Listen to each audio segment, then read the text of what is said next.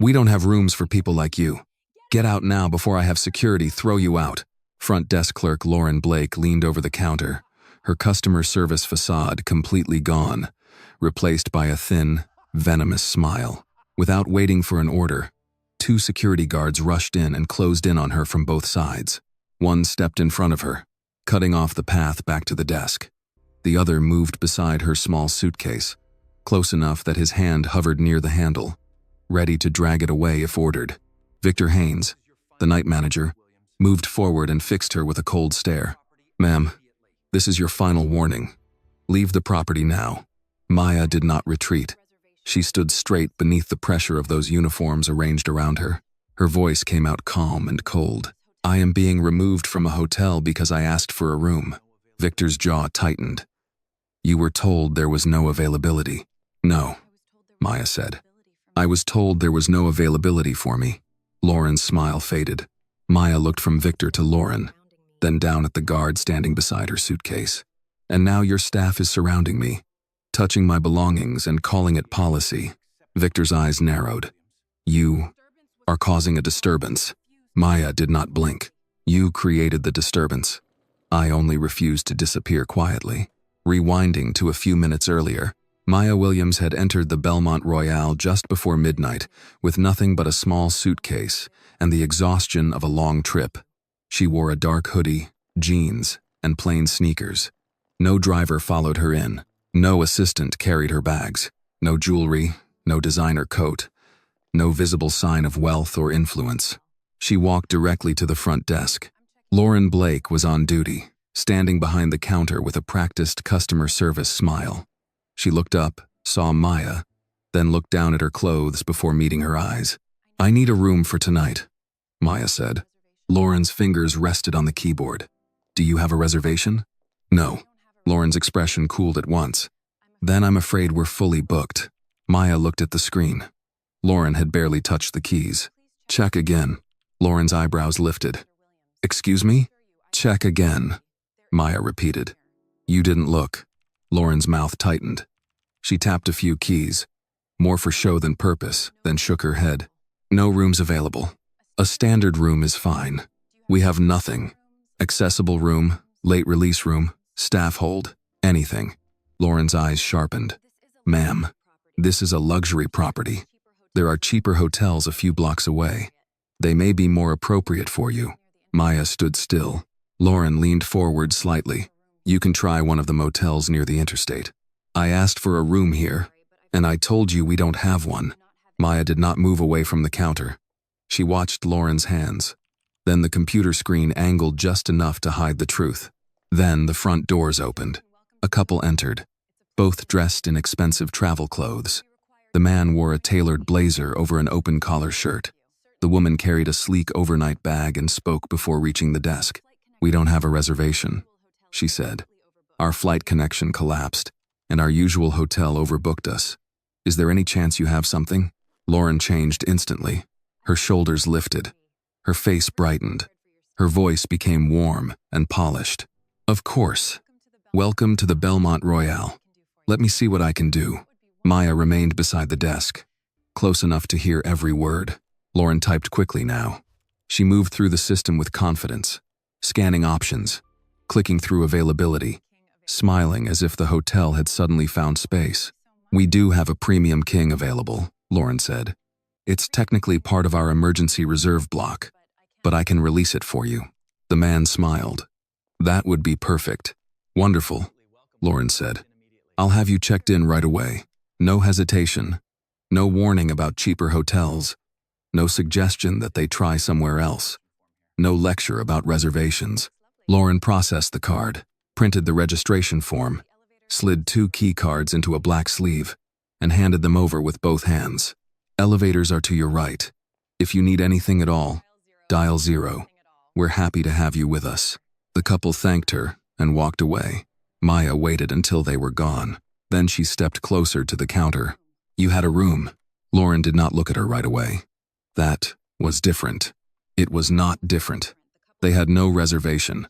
I had no reservation. They asked for a room. I asked for a room. You gave them one. Lauren's eyes hardened. "Ma'am, I suggest you lower your voice. My voice is already low. You're making this uncomfortable. No, Maya said. You are uncomfortable. Because I saw what you did. Lauren's face flushed. She picked up the phone. I'm calling the manager. Good, Maya said. Call him. Victor Haines arrived less than 2 minutes later. He came from the back office already irritated, already certain of the version he had been told. His hotel jacket was buttoned. His name tag sat perfectly straight. He moved like a man used to being obeyed. Lauren leaned toward him and spoke quickly. She came in without a reservation. I explained we were fully booked. She refused to leave the desk and became confrontational. Victor looked at Maya, not at the computer, not at the reservation record, not at the key cards Lauren had just handed to 2 walk-in guests. At Maya, my staff made the appropriate decision, he said. Maya's eyes stayed on him. Your staff lied. Victor's expression stiffened. Careful, ma'am. She said there were no rooms. Then she released a reserve room to guests who arrived after me. Victor glanced at Lauren, but only for a second. Staff discretion is part of our operating policy. Then your policy is being used to choose who is worthy of a bed. Lauren snapped. That is not what happened. Maya turned to her. It is exactly what happened. Victor stepped closer. This property reserves the right to refuse service. You are not refusing service because of behavior. You are refusing service because of appearance. That is an accusation. It is an observation. Lauren reached for the keyboard again, trying to regain control of the story before it left the desk. Victor lowered his voice. Ma'am, you are not a registered guest. You have no reservation. If you continue standing here after being informed that we cannot accommodate you, you will be asked to leave. I was not informed. I was selected. Victor's eyes chilled. You need to leave. I need a written explanation. You don't get to make demands here. Maya reached into her pocket and pulled out her phone. She did not raise it dramatically. She simply tapped the screen once and held the device low in her palm. The recording icon appeared. Lauren saw the movement. Are you recording us? I am preserving what you are doing. Victor gave a sharp nod toward the security post. 2 guards began moving. Lauren turned back to the computer. Her fingers moved quickly. She opened the booking log, clicked into the recent interaction, and changed the status line.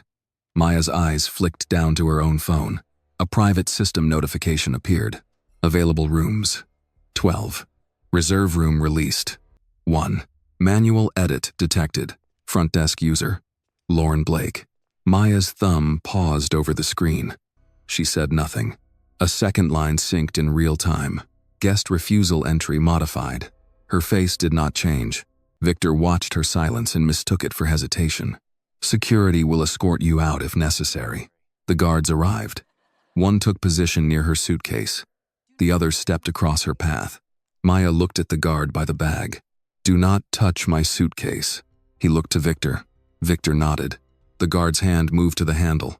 That was when Lauren, emboldened by the guards, leaned over the desk and spoke with the cruelty she had been hiding under customer service language. We don't have rooms for people like you. Get out now before I have security throw you out. Maya looked at Lauren for a long second. Then another notification lit her phone. Live room inventory secured. Manual edits syncing. Audio recording active. Maya tapped once more, saving the file. Then she lifted the phone to her ear. Victor gave a humorless laugh. Calling someone won't change hotel policy. Maya looked directly at him. No, she said. But the truth will change everything. The line connected. She said one word. Daniel. The call lasted less than 20 seconds. Maya did not explain what had happened. She did not raise her voice. She did not ask for permission. She spoke in a tone that belonged to someone giving instructions, not asking for help. Front entrance. Legal. Executive operations. My security team. Pull the live feed and lock every deletion log.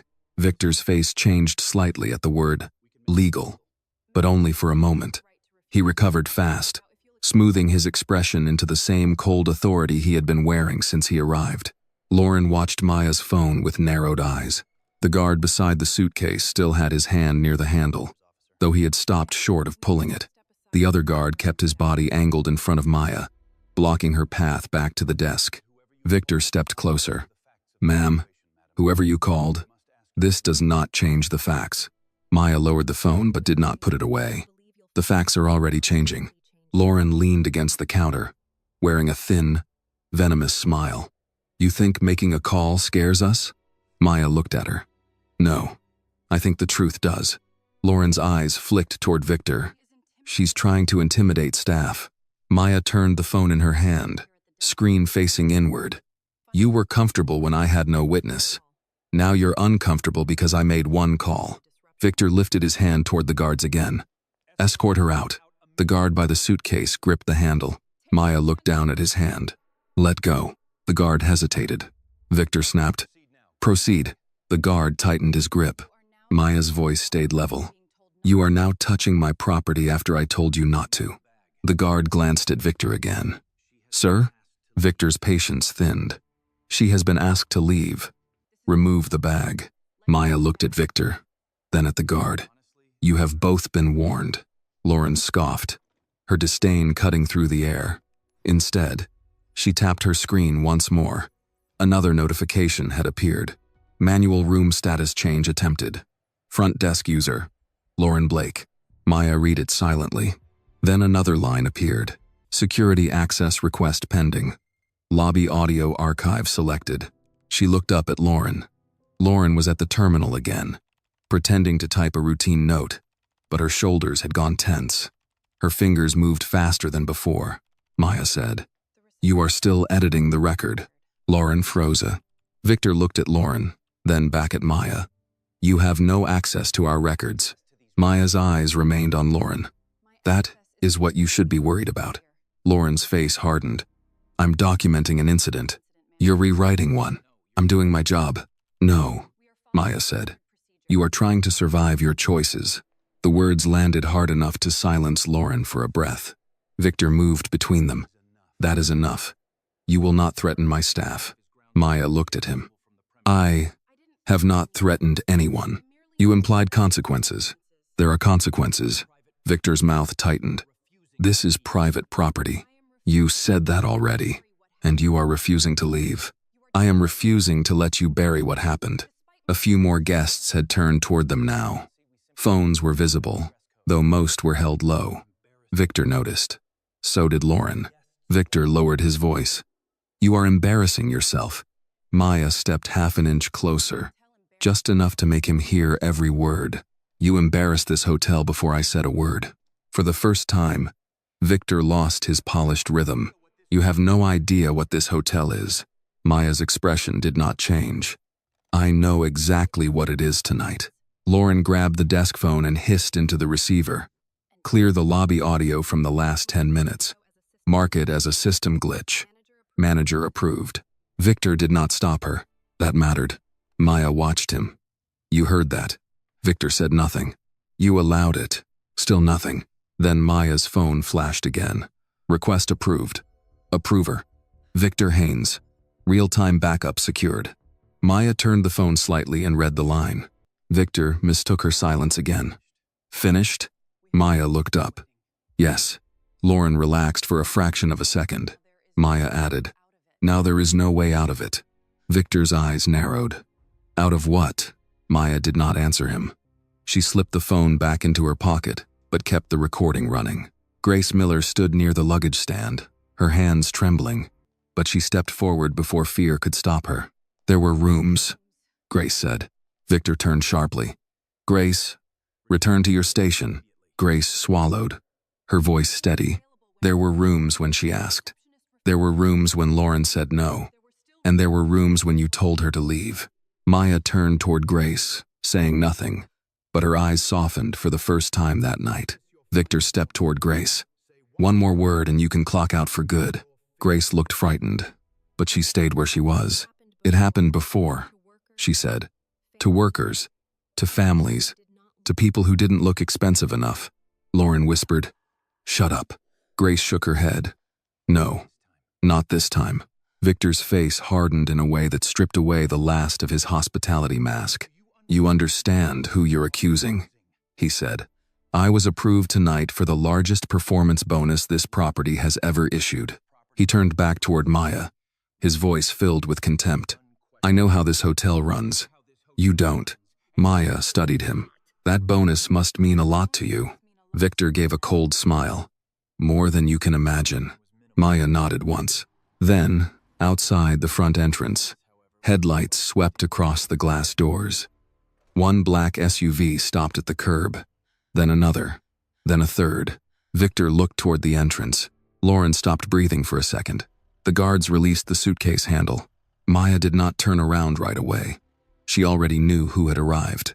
The first man through the doors wore a charcoal suit and carried no luggage. 2 steps behind him came a woman with a legal folder pressed under one arm, followed by 2 more executives and 4 private security officers in dark coats. They did not look around for permission. They did not approach the front desk. They moved directly toward Maya. Victor's face tightened as he recognized the man in front. Daniel Reed. The name was known in the company, though most employees at the Bellmont Royale had never seen him in person. He was the kind of executive people mentioned in meetings when they wanted a decision to sound final. Victor had seen his signature at the bottom of corporate memos. Lauren had seen his name on training documents she never bothered to finish. Daniel stopped in front of Maya. Miss Williams, he said, his voice steady. Your legal team is here. The live feed is secured. No one can delete anything now. The lobby went silent. Lauren gripped the edge of the desk. Victor stared at Daniel first, then at Maya, as if the room had shifted but his mind had not caught up. Miss Williams? Lauren said, under her breath. Daniel turned toward Victor and Lauren. This is Maya Williams, owner of Williams Haven Hospitality, and the new owner of the Bellmont Royale. No one moved. The 2 guards who had surrounded Maya stepped back at the same time, suddenly very aware of where their hands had been seconds earlier. Victor's mouth opened, but the first words did not come out. His face changed from authority to calculation. He straightened his jacket, as if fixing the fabric could fix the night. Miss Williams, he said quickly. Had I known who you were? Maya raised one hand. Wrong sentence. Victor stopped. Maya looked at him without blinking. You didn't need to know who I was. You only needed to know I was human. Lauren swallowed. Miss Williams, there has been a misunderstanding. The system showed no availability. Maya pulled out her phone. 12 rooms open. Lauren's face drained. Maya tapped the screen once. 1 reserve room released. She tapped again. 1 refusal entry changed. Another tap. 1 deletion request sent to security. She looked at Victor. Approved by you. Daniel's legal counsel stepped forward and opened a tablet. The screen showed a timeline of the last 20 minutes.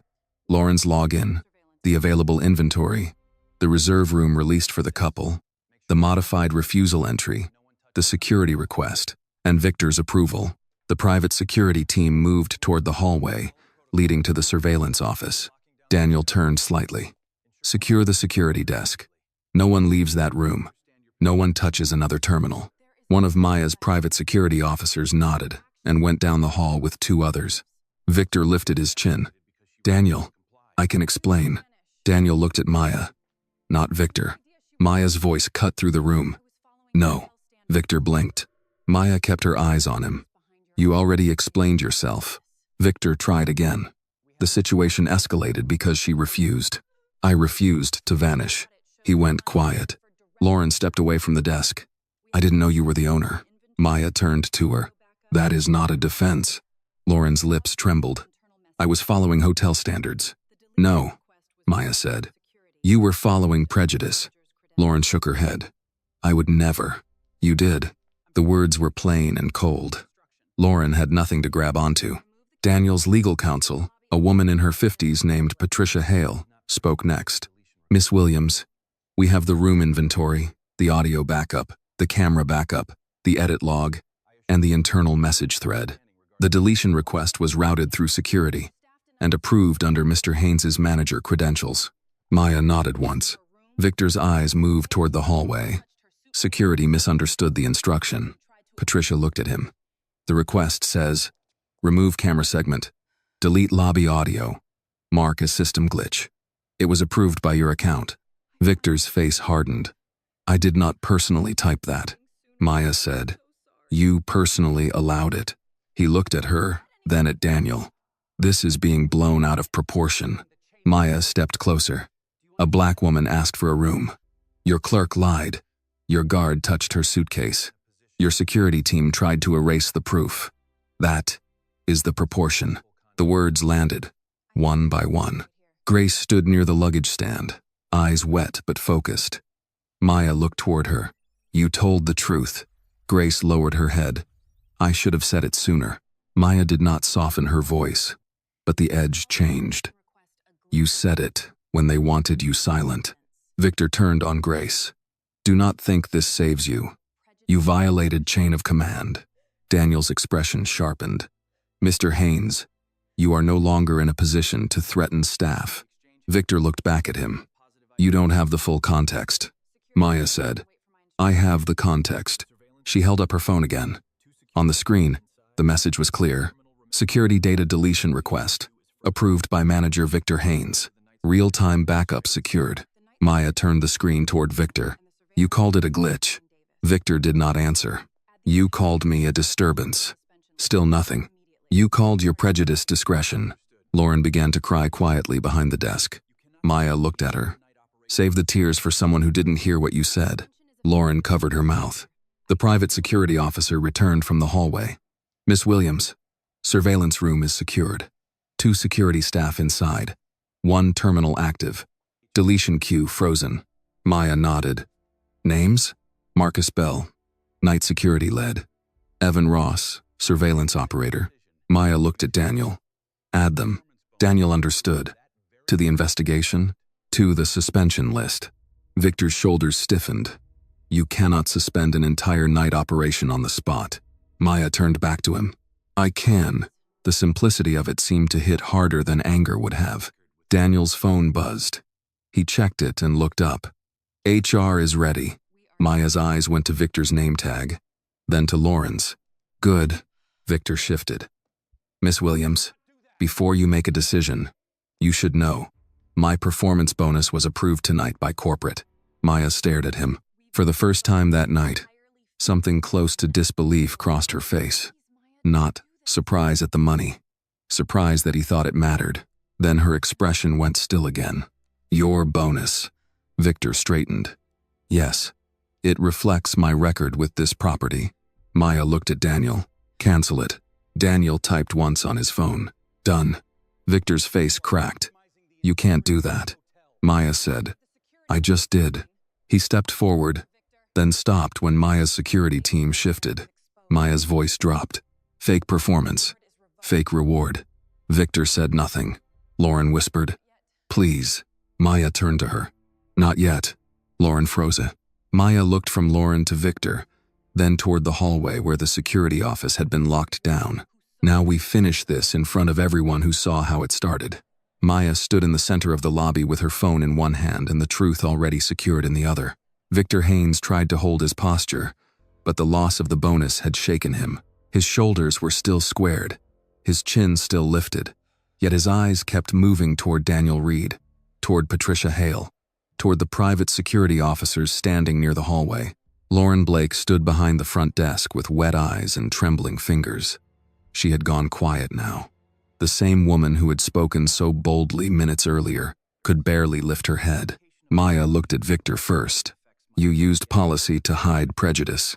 Victor drew a breath. Miss Williams, I have served this property for 8 years. Maya did not react. You threatened an employee for telling the truth. Victor's lips pressed together. You approved the deletion of evidence. He said nothing. Maya's voice stayed low. You're done. Victor blinked once. Miss Williams, terminated, Maya said. Effective now. The word landed clean. Victor turned toward Daniel. Daniel, this is not how executive separation is handled. Daniel's face did not change. It is when misconduct is documented in real time. Patricia Hale stepped closer with the folder under her arm. Mr. Haines, you are no longer authorized to access hotel systems, staff areas, guest records, payroll information, or management communications. Your credentials are being disabled now. Victor looked toward the front desk computer by instinct. Daniel glanced at his phone. Already done. Victor's face tightened. Maya turned to Lauren. Lauren shook her head quickly. Please, Miss Williams. I made a mistake. I was overwhelmed. I didn't understand who you were. Maya looked at her for a long second. That is the problem. Lauren swallowed. Maya stepped closer to the desk. You should not need my name to treat me with dignity. Lauren started crying harder. I didn't mean it like that. You said it twice. Lauren closed her mouth. You denied the room. A pause.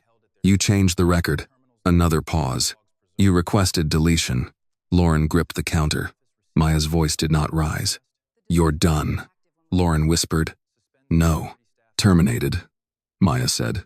Effective now. Lauren looked at Daniel, then Patricia, then Grace, as if someone in the room might argue for mercy. No one did. Maya turned slightly toward the two lobby guards. Both men stood rigid now. The one who had touched her suitcase had moved his hand behind his back. The other kept his eyes down. Maya looked at the first guard. You touched my property after I told you not to. He opened his mouth. Ma'am, I was following orders. Maya cut him off. You heard me say no. He looked down. She looked at the second guard. You blocked my path, he said quietly. We were told to escort you out, and you chose how to do it. The guard said nothing. Maya turned to Daniel. Suspend both pending investigation. Daniel nodded. Effective immediately. Then Maya looked toward the hallway. Security office. One of her private security officers stepped forward. Marcus Bell and Evan Ross are being held at their stations. Terminals locked. Logs preserved. Maya nodded. They received the deletion request. Yes, ma'am. They acted on it. Yes, ma'am. Q was active when we entered. Maya looked at Daniel. Suspend them. Daniel typed into his phone. Done. Victor suddenly spoke. You are destroying an entire shift over one misunderstanding. Maya turned back to him. No. The room went still again. One lie. She looked at Lauren. One threat. She looked at the guards. One cover-up. She looked toward the security hallway. One chain. Victor's face reddened. That is not fair. Maya's eyes stayed cold. Fare was available at the front desk. Victor had no answer. Maya looked at Patricia. Prepare the misconduct report tonight. Patricia nodded. For Victor Haines, Lauren Blake, security lead Marcus Bell, surveillance operator Evan Ross, and the two lobby guards, for everyone who touched the record, touched the footage, touched my property, or helped remove me. Patricia made a note. Understood. Maya continued. Notify every Williams Haven property. Daniel looked up. Statewide? Maya answered without hesitation. Statewide. Lauren's head snapped up. Miss Williams, please. Maya did not look away from Daniel. Notify affiliated hospitality partners. Victor stepped forward. You cannot blacklist me from an industry. Maya looked at him. I can blacklist you from mine, Patricia added.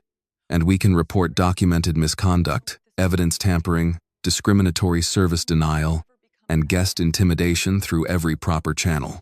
Victor's voice dropped. This is retaliation. Maya's answer came fast. This is consequence. Lauren covered her face. Maya looked at both of them. Name attacks. Victor frowned. What? Maya pointed to the metal plate on his chest. Remove it. Victor stared at her. You cannot be serious. Maya's voice did not change. Remove it. Lauren began shaking her head. Please don't make me do that here. Maya turned to her. You wore this hotel's name while humiliating someone under its roof. You do not leave wearing it. No one spoke. Victor looked around the lobby. Several guests still had their phones out. The private security team stood ready. Daniel was watching him. Patricia had already started documenting. Slowly, Victor reached up and removed the name tag from his jacket. His fingers were stiff. The metal clicked softly as it came free. Lauren looked at Maya one last time, hoping for a change that did not come. Then, she unclipped her own name tag and placed it on the counter with a shaking hand. Maya looked at the tags. Jackets. Victor's mouth tightened. This is unnecessary. No, Maya said. It is exact. Victor did not move. Maya took one step closer. You used that jacket as authority. Take it off. Victor's hands moved to the buttons. He removed the jacket slowly. his face locked in humiliation. Lauren removed hers next, crying silently. Maya turned to one of her private security officers. "Collect them." The officer stepped forward, took the jackets and name tags, and handed them to Patricia for documentation. Maya looked at Victor and Lauren. "You will be escorted to collect personal items under supervision." She turned to the guards. "You too." Then, toward the hallway and the security office, Daniel gave the order to the private security team. Separate exits. No one speaks to each other. No one accesses a device without legal present. Victor looked furious now, but fear had begun to replace the fury. Lauren whispered, "I have bills.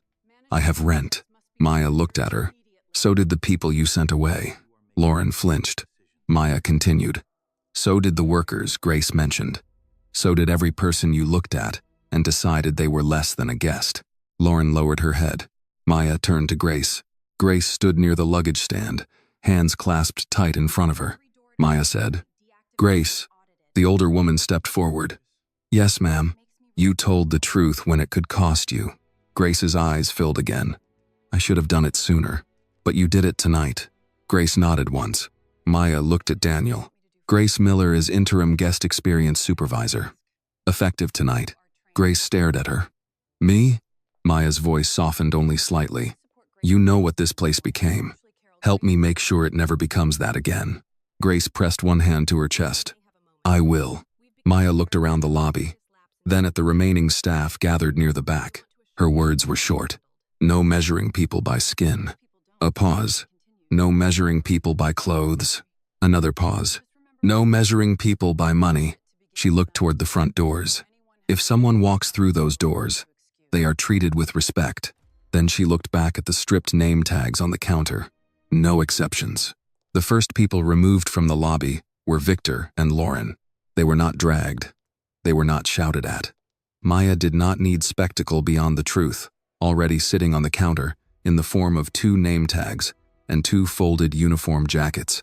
Her private security officers simply stepped beside them and directed them toward the staff corridor, where they would collect their personal belongings under supervision.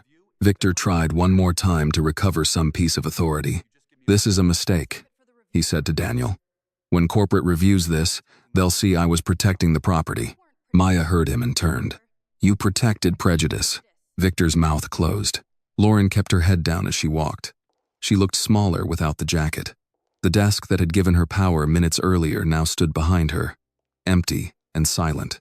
Grace watched them go, not with satisfaction, but with the exhausted look of someone who had waited too long to see a hard thing finally corrected. Daniel moved to Maya's side. "HR has disabled their access. Payroll has been frozen pending final review. Legal has begun the misconduct file." Maya nodded. "Security office?" "Locked down. Marcus Bell and Evan Ross have been separated. Their terminals are preserved. Internal messages are being copied." "Good." Patricia Hale stepped forward with her tablet. "We also need to secure front desk activity for the last 6 months. If Grace's statement is accurate, this may involve a pattern of discriminatory denial of service." "It is accurate," Grace said quietly. Everyone turned toward her. Grace looked nervous, but she did not step back. "I kept notes." Maya looked at her. "What kind of notes?" Grace hesitated, then reached into the pocket of her vest and pulled out a small spiral notebook. The edges were bent. The cover was worn from being carried too long. "I didn't know what else to do," Grace said. "I wrote down dates, names when I could, rooms that were available, guests who were told we were full, people sent to cheaper places, workers asked to use the side entrance, families asked for extra deposits when others weren't." Daniel's expression darkened. Patricia held out her hand gently. "May I?" Grace looked to Maya first. Maya said, "Only if you want to." Grace handed the notebook to Patricia. "I should have reported it," Grace said. Maya answered without judgment. "To whom?" Grace's eyes shifted toward the hallway where Victor had been taken.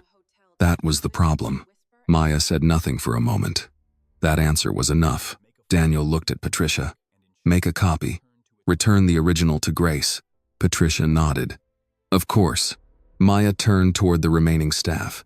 Some stood near the bar, some near the back office door. A few looked frightened. a few ashamed, and a few unreadable. Maya spoke clearly. This is what happens when a hotel teaches good people to whisper and bad people to give orders. No one answered. She continued. That ends tonight. A young bartender raised his hand slightly. Miss Williams? Maya looked at him. Yes, I saw things too. Maya held his gaze. Then write them down before sunrise. Another employee, a houseman in his 40s, stepped forward. There were guests Victor didn't want in the restaurant. He'd tell us to say private event, even when there wasn't one. Grace nodded. That happened.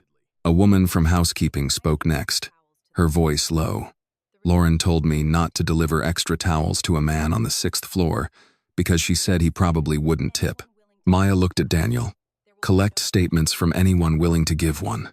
Tonight. No pressure. No retaliation. Daniel nodded. We'll set up in the conference room. Maya corrected him. Not the conference room. Daniel paused. Break room, Maya said.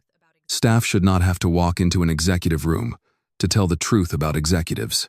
Grace looked at her then, really looked at her, as if she was beginning to understand that this new owner was not only angry, she was rebuilding the ground under their feet. Daniel made the note. Break room. Patricia looked up from the tablet. Miss Williams, we should also notify local council. If any guests were denied lodging under discriminatory practice, we may need a formal compliance review. Do it. And refunds? For every verified incident. Written apologies? Personal ones. Maya said. Not templates. Daniel nodded again. One of Maya's private security officers returned from the staff corridor. Victor is refusing to surrender his manager key card. Maya turned toward him. Bring him back. A minute later, Victor was escorted into the edge of the lobby. He no longer wore the hotel jacket, but he still held himself like a man waiting for the world to correct itself in his favor. Maya looked at his right hand. Key card. Victor's fingers tightened around it. This card contains management access, Patricia said. You are required to surrender it immediately. Victor ignored her and spoke to Maya. You're making decisions emotionally. Maya's voice was flat. Key card. I gave 8 years to this property.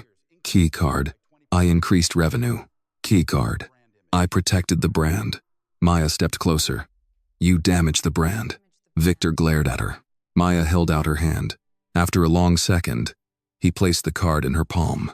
Maya looked at it, then handed it to Daniel. Deactivate and audit every door it opened tonight. Daniel took it. Done. Victor gave a bitter laugh. You think this makes you righteous? Maya met his eyes.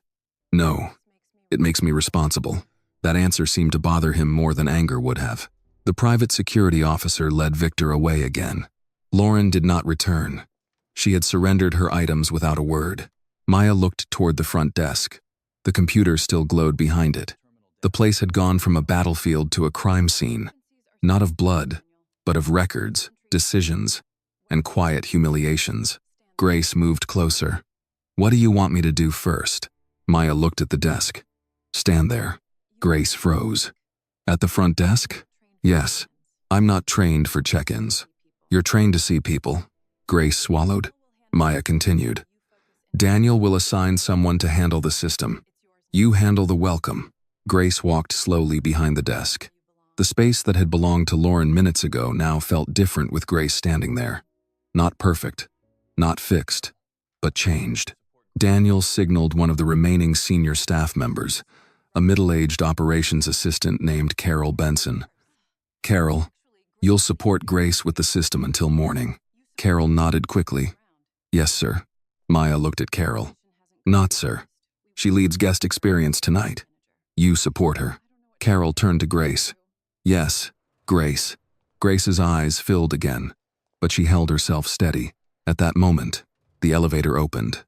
The couple Lauren had checked in earlier stepped out, confused by the sight of private security and executives in the lobby. The woman approached carefully. Is everything all right? Grace looked at Maya, unsure. Maya gave one small nod. Grace stepped forward. Her voice trembled at first, then steadied. Ma'am, sir, there has been a serious service failure tonight. Your room is still yours, but we may need to ask you a few questions later about your check-in. For now, please enjoy your stay. If you need anything, my name is Grace." The couple looked embarrassed. The man glanced toward Maya. "We didn't know." Maya answered, "Most people don't. That is why it continues." The woman lowered her eyes. "I'm sorry." Maya did not punish her for what Lauren had done. She only said, "Remember what you saw." The couple nodded and returned to the elevator. Maya turned to Daniel. "Begin the audit," Daniel said. "Tonight?" Maya looked toward the empty front desk, then at Grace, then at the hallway where Victor and Lauren had disappeared. "Tonight," she said, before anyone has time to forget what they were willing to excuse. By 1:17 a.m., the break room had become the most important room in the hotel. Not the executive office, not the private lounge, not the conference room where managers usually spoke in safe language and wrote safe summaries. The break room, with its old vending machine, paper coffee cups, and a refrigerator covered in staff reminders, was where the truth began to line up. Daniel Reed sat at one table with Patricia Hale and 2 HR representatives. Grace stood near the door, not blocking it, simply being present. Maya stayed just inside the room for a few minutes, then stepped back. She wanted the employees to know they could speak without performing for the owner. One by one, they came in. A bartender named Luis said Victor had instructed him more than once to slow service for guests who looked like they would not spend enough. A housekeeper named Denise said Lauren had joked about bus station people whenever guests arrived with cheap luggage. A maintenance worker named Paul said he had been told to unlock the side entrance for certain guests, not because the front doors were closed, but because Victor did not want them walking through the lobby. Patricia wrote everything down. Daniel asked dates, names, rooms, shift times. HR marked each statement. No one was rushed. No one was mocked. No one was told they were being too sensitive. Maya stood in the hallway outside the break room and listened to the low voices through the open door. She did not need to hear every word. The pattern was clear. This had not been one bad night. This had been a culture. Grace stepped out and stood beside her. "I thought I was protecting my job," Grace said quietly. Maya looked at her. "You were surviving the job." Grace shook her head. "That doesn't make it right." "No," Maya said. "But it explains why the right people stayed quiet." Grace looked through the doorway at the employees giving statements. "Some of them are scared." "They should be scared of lying," Maya said. "Not of telling the truth." Grace nodded slowly. Down the hall, one of Maya's private security officers approached. "Miss Williams, the surveillance team has finished securing the office. Marcus Bell and Evan Ross are separated. Both surrendered access cards and radios. We found an active deletion queue tied to the lobby audio and front desk camera." Maya's expression stayed still. "Copies? Secured. Local server, cloud backup, and legal archive." "Good," the officer continued. "Marcus Bell says he only followed Victor's instruction." Maya looked at him. "Did he ask why?" "No, ma'am." "Did he flag the deletion as irregular?"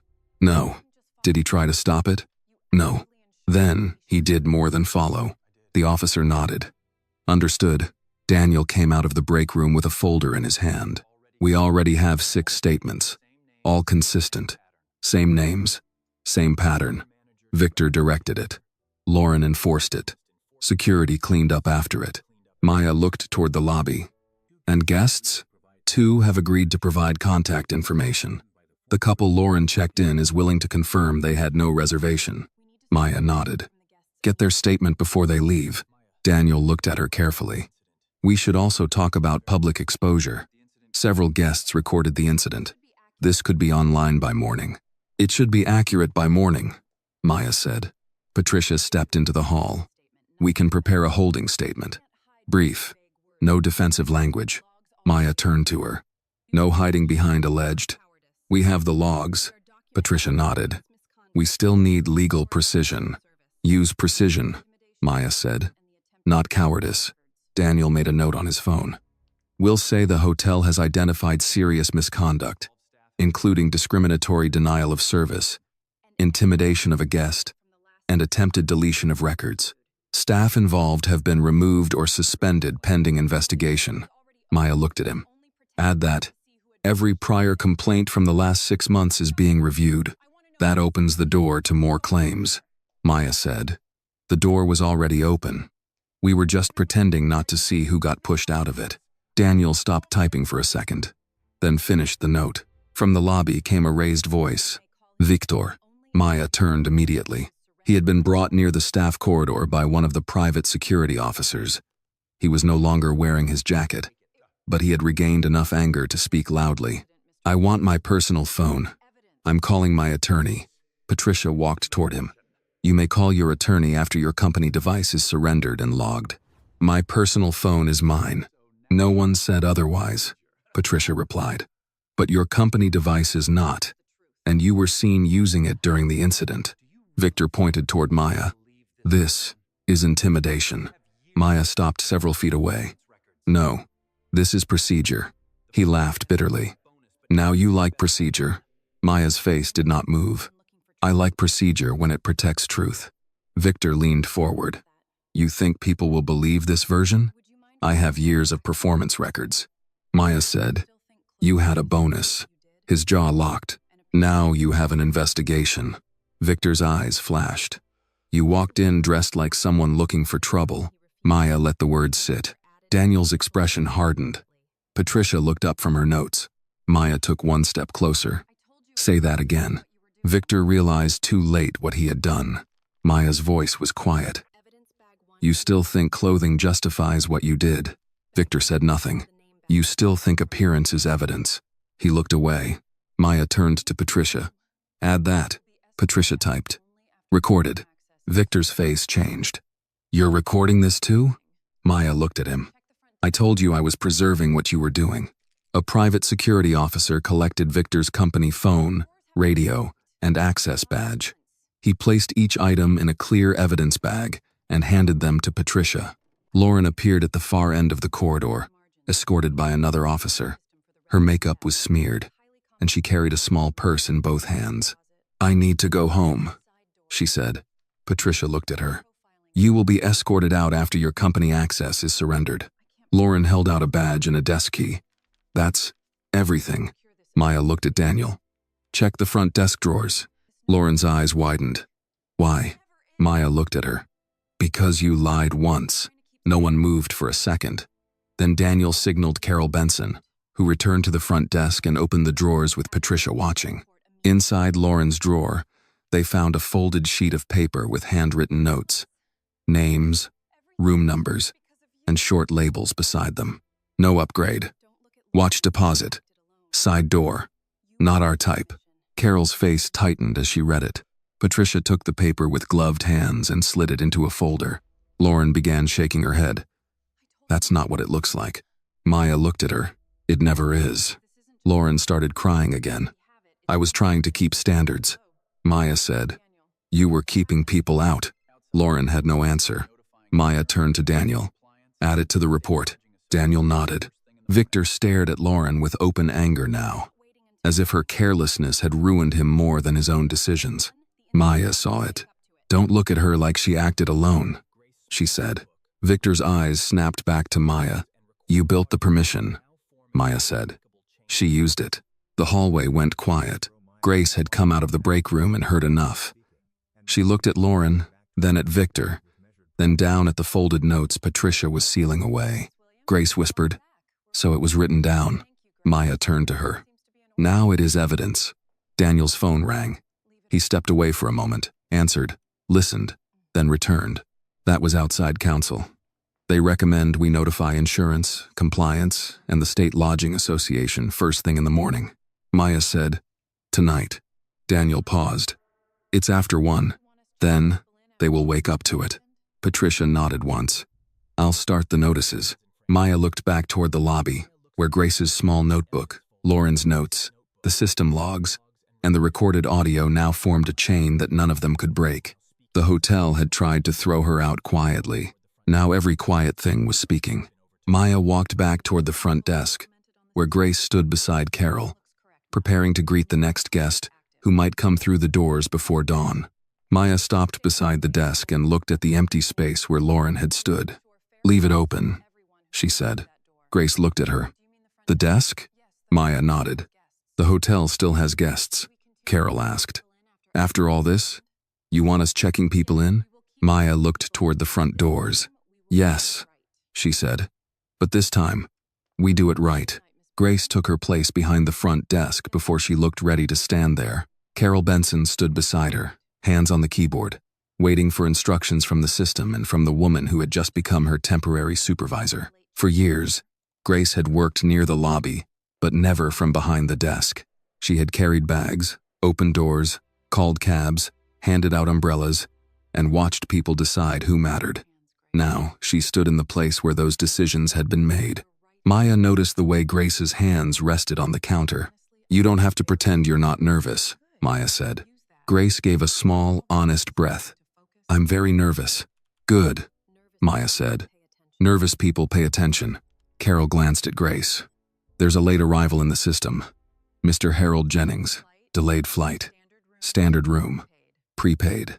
Grace nodded. Then we greet him. Carol looked toward Maya. Should we comp anything because of tonight? Maya shook her head. Not his performance. If a guest needs care, give care.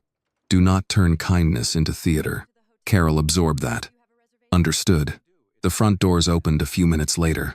A man in a worn work jacket stepped in, carrying a duffel bag with one broken strap. He looked tired enough to have forgotten how to stand straight. His boots were clean but old, and his eyes moved across the lobby with the caution of someone who expected to be corrected before he was welcomed. He stopped several steps from the desk. Grace stepped out from behind the counter instead of calling him forward. Good evening, sir, she said.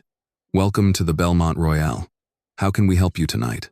The man looked behind him once, as if checking whether she was speaking to someone else. I've got a room, he said. Name's Jennings. Harold Jennings. Carol checked the system. Yes, Mr. Jennings. We have you right here. Grace smiled. Not too much. Not the kind of smile that tried to prove a point. Just enough to tell him he had not made a mistake by walking in. Long travel day? Grace asked. He gave a tired laugh. Longer than it needed to be. Those are the worst kind.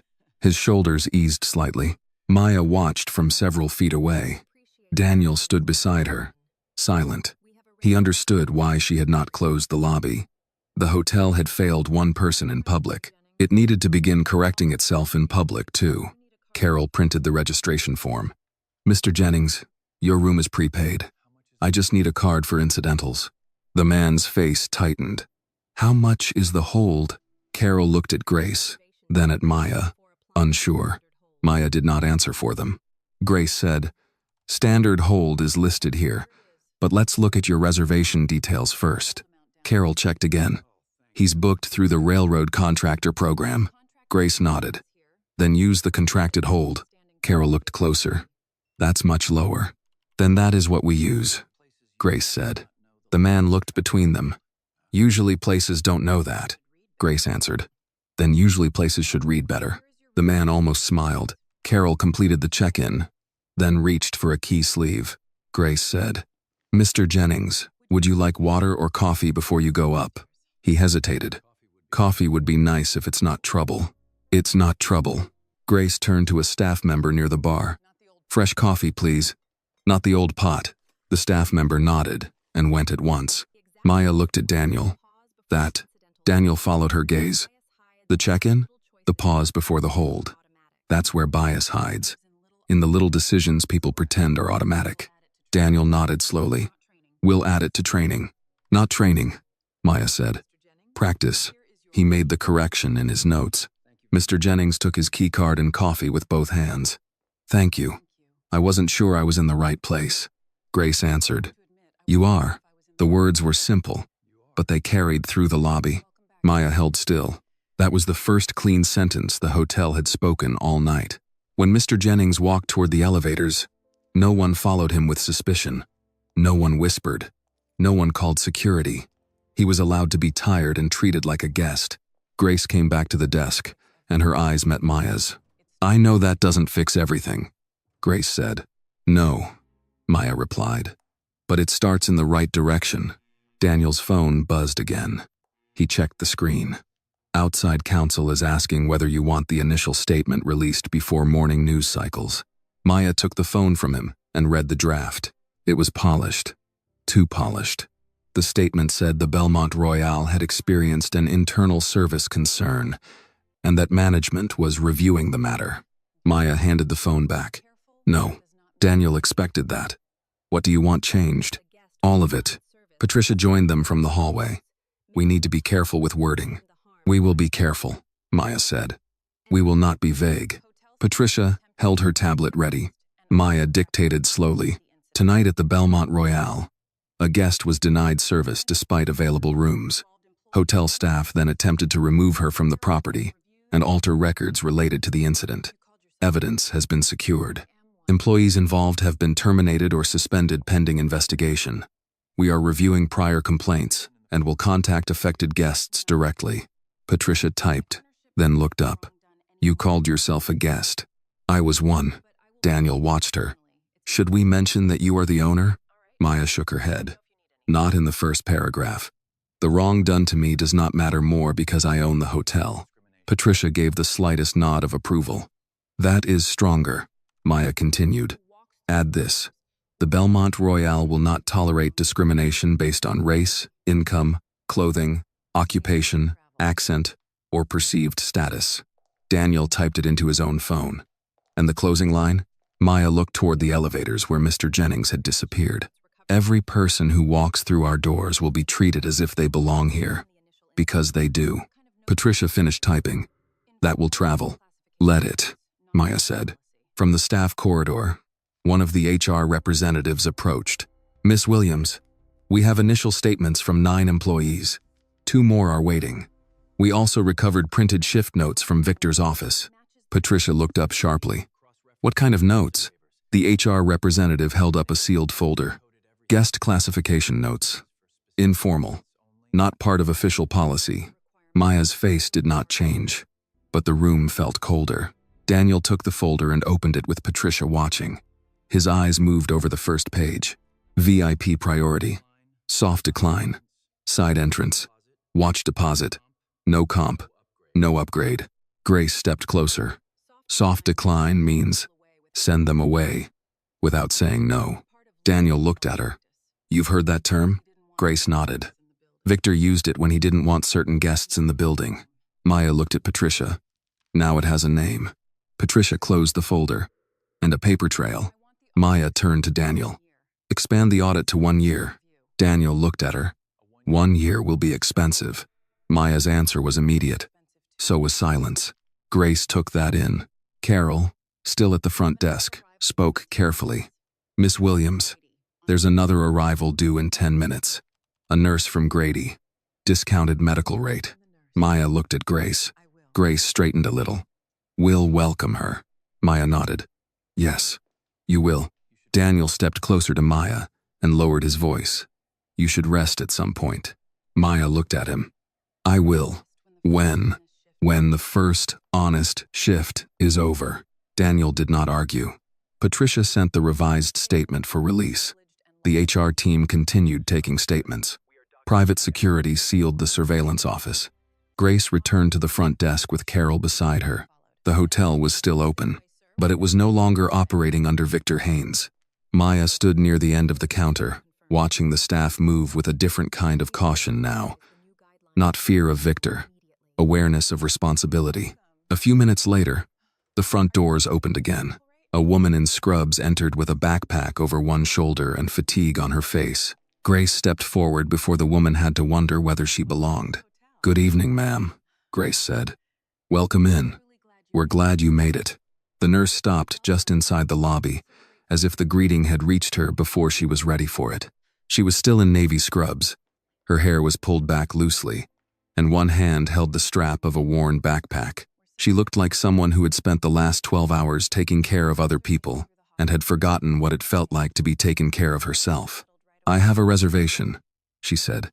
Angela Morris. It's through the hospital rate. Grace nodded and stepped toward the desk with her. We'll get you checked in, Miss Morris. Carol typed carefully. Yes, I see it.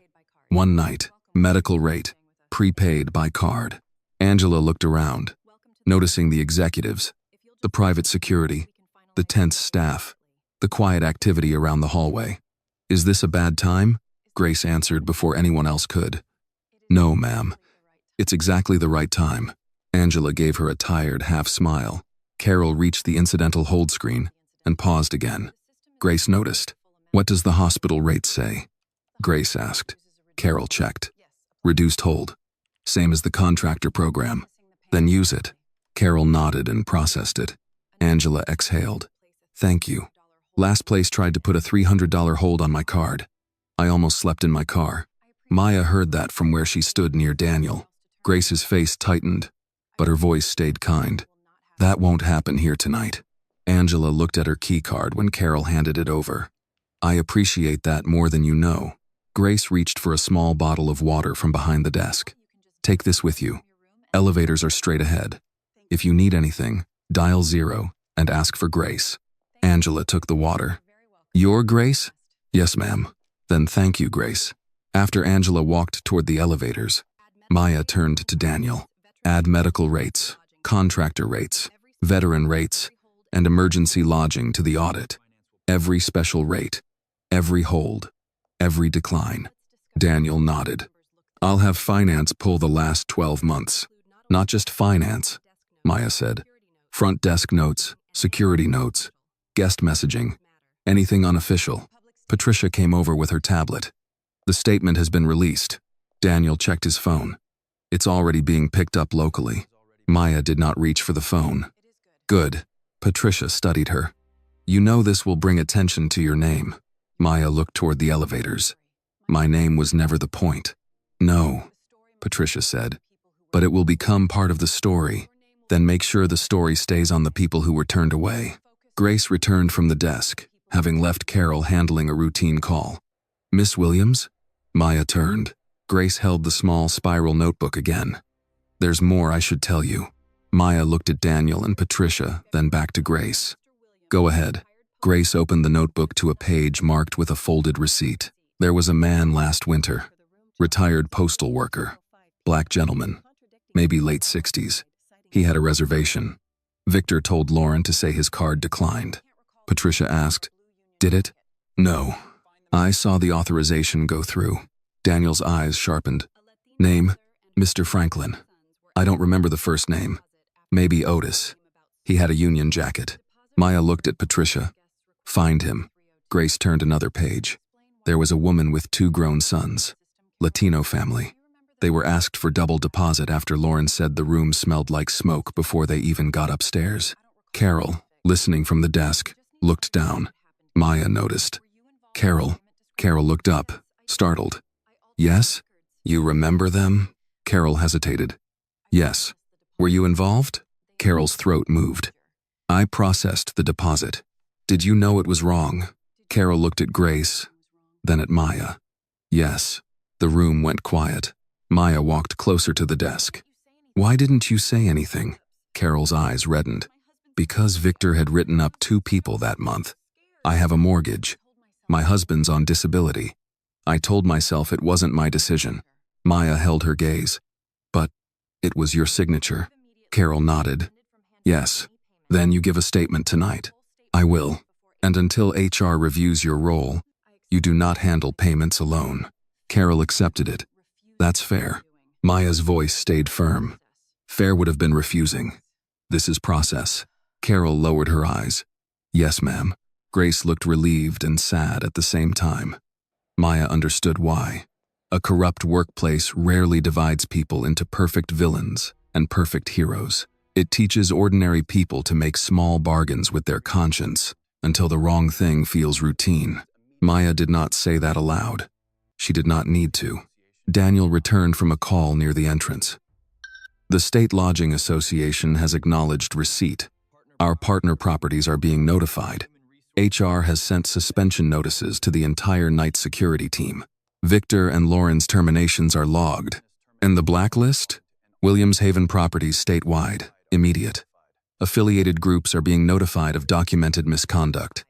We're keeping the wording factual. Maya nodded. Good. Patricia added. Outside counsel recommends we avoid saying industry-wide blacklist publicly. We can document misconduct and notify partners. That has the same practical effect without overstating control. Maya looked at her. Use the strongest lawful language. We will. A private security officer approached. Miss Williams, Victor has left the property. Lauren has left as well. Both escorted separately. Company devices secured. Security office?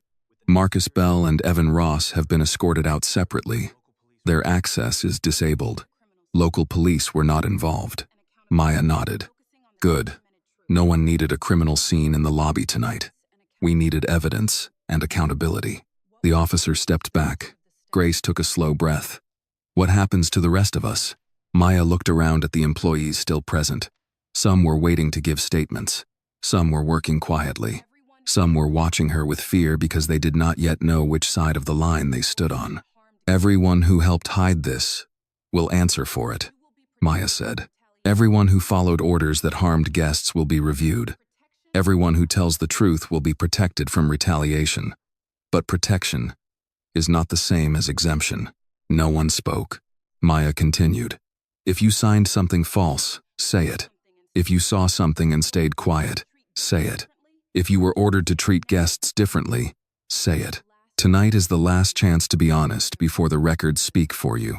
The words were not loud, but they moved through the room. A young valet stepped forward. I was told not to bring certain cars to the front entrance. Maya turned to him. Write it down. A server near the bar said. Victor kept a list of guests he didn't want seated near the lobby windows. Write it down. A housekeeper said. Lauren used to call certain rooms watch rooms. Patricia looked up. Define that. The housekeeper's face tightened. Rooms where staff were told to report extra towels, food deliveries, visitors, mostly black guests, sometimes construction workers. Daniel closed his eyes for half a second, then opened them. Write it down. The break room filled again. Maya stayed in the lobby this time.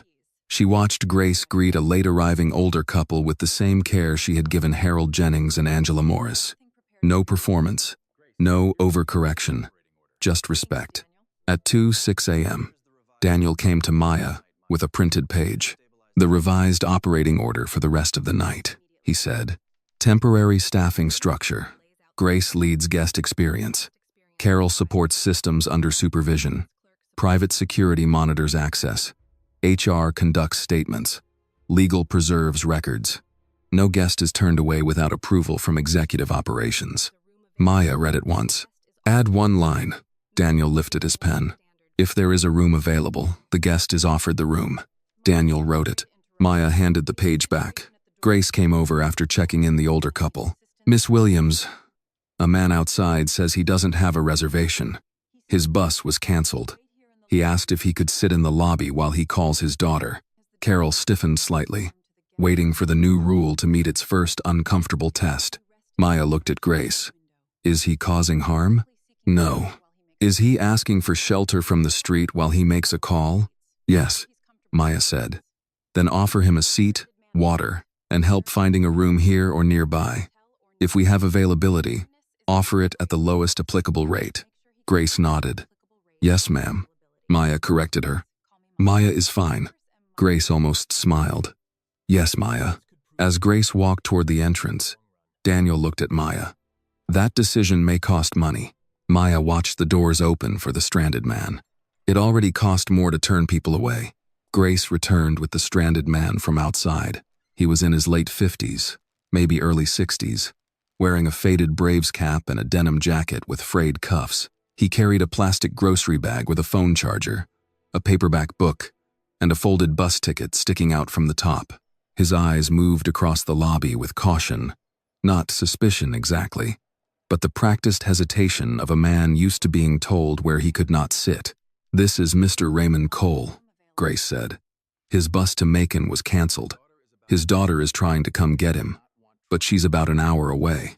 Raymond held the cap in both hands. I don't need trouble. I just need to charge my phone and make a call. Maya looked toward the seating area. Then you'll sit while you do it. Raymond blinked. I'm not a guest, Grace answered before Maya could. You are a person who walked through our doors needing help. Carol stepped from behind the desk. I can check availability too. If you'd rather not wait for your daughter to drive this late, we may have a room at a reduced rate. Raymond shook his head quickly. I can't afford this place, Maya said. Let us check before you decide that, Carol typed. We still have standard rooms available. Grace looked at Maya. Maya said, lowest applicable rate. Carol searched again. There's a transportation disruption rate. I didn't know we had that. Grace gave her a quiet look. Now we do. Raymond shifted his weight. What kind of rate? Carol told him. He stared at her. That's less than the motel by the station. Would you like the room? Grace asked. Raymond looked down at the cap in his hands. I don't have a credit card. Just debit. Carol glanced at Maya, then checked the policy. Debit is accepted. The hold is smaller under this rate. Raymond's face changed. Not joy. Relief. Held carefully because he did not yet trust it. I can do that, he said. Grace smiled. Then, we'll get you checked in. Maya watched from a few steps away as Carol processed the reservation. She did not interfere. She did not turn the moment into a lesson. She let Grace lead. That mattered more than a speech. Daniel came to her side. We've had 3 more staff statements. Same pattern. Soft declines, selective deposits, security notes based on appearance. Maya kept her eyes on Raymond. Names? Several. Some guests we can identify. Some will need to reconstruct through logs. Do it. We also found Victor's performance packet. Maya looked at him then. And Daniel's face was tight. Guest satisfaction was edited. Complaint categories were reclassified. Anything mentioning discrimination was moved under rate dispute, behavior concern, or unverified service issue.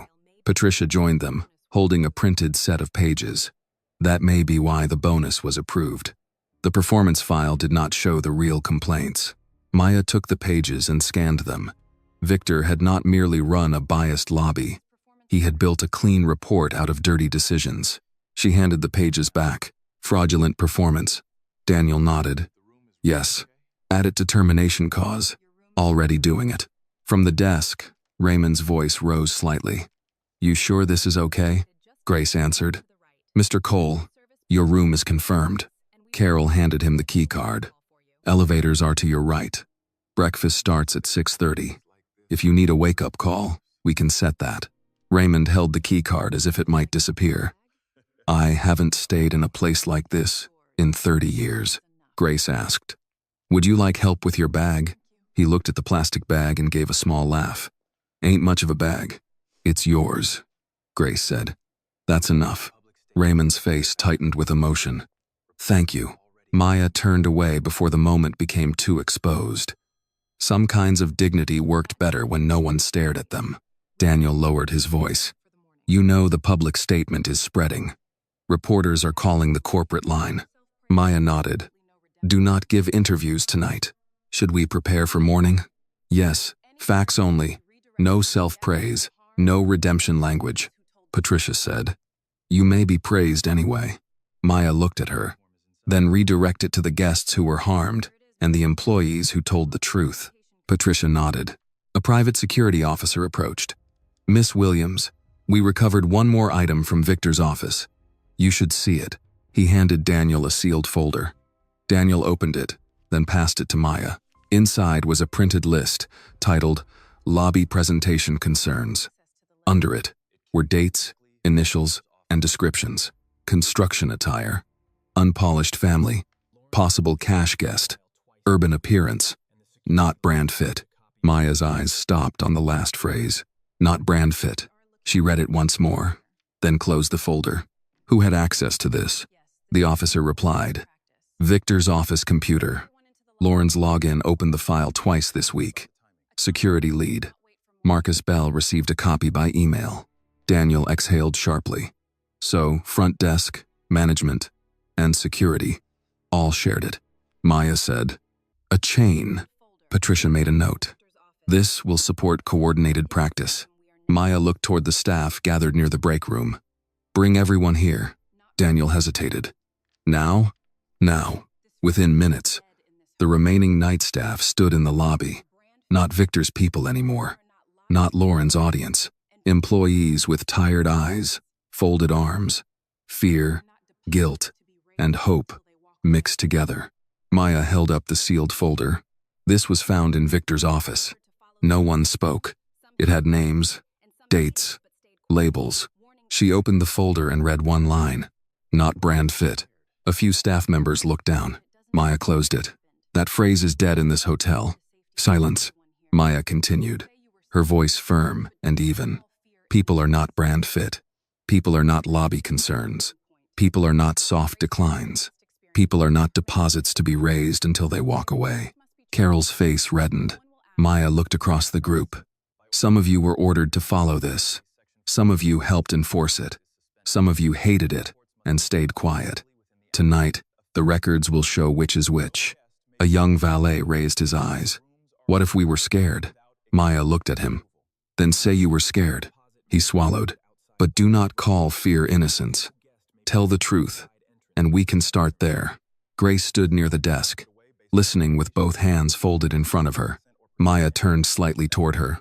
Grace is leading guest experience until permanent leadership is appointed. If she tells you a guest is to be treated with dignity, you will not ask if they can afford it first. No one challenged her. Maya looked at Daniel. Read the temporary order. Daniel unfolded the page. Effective immediately.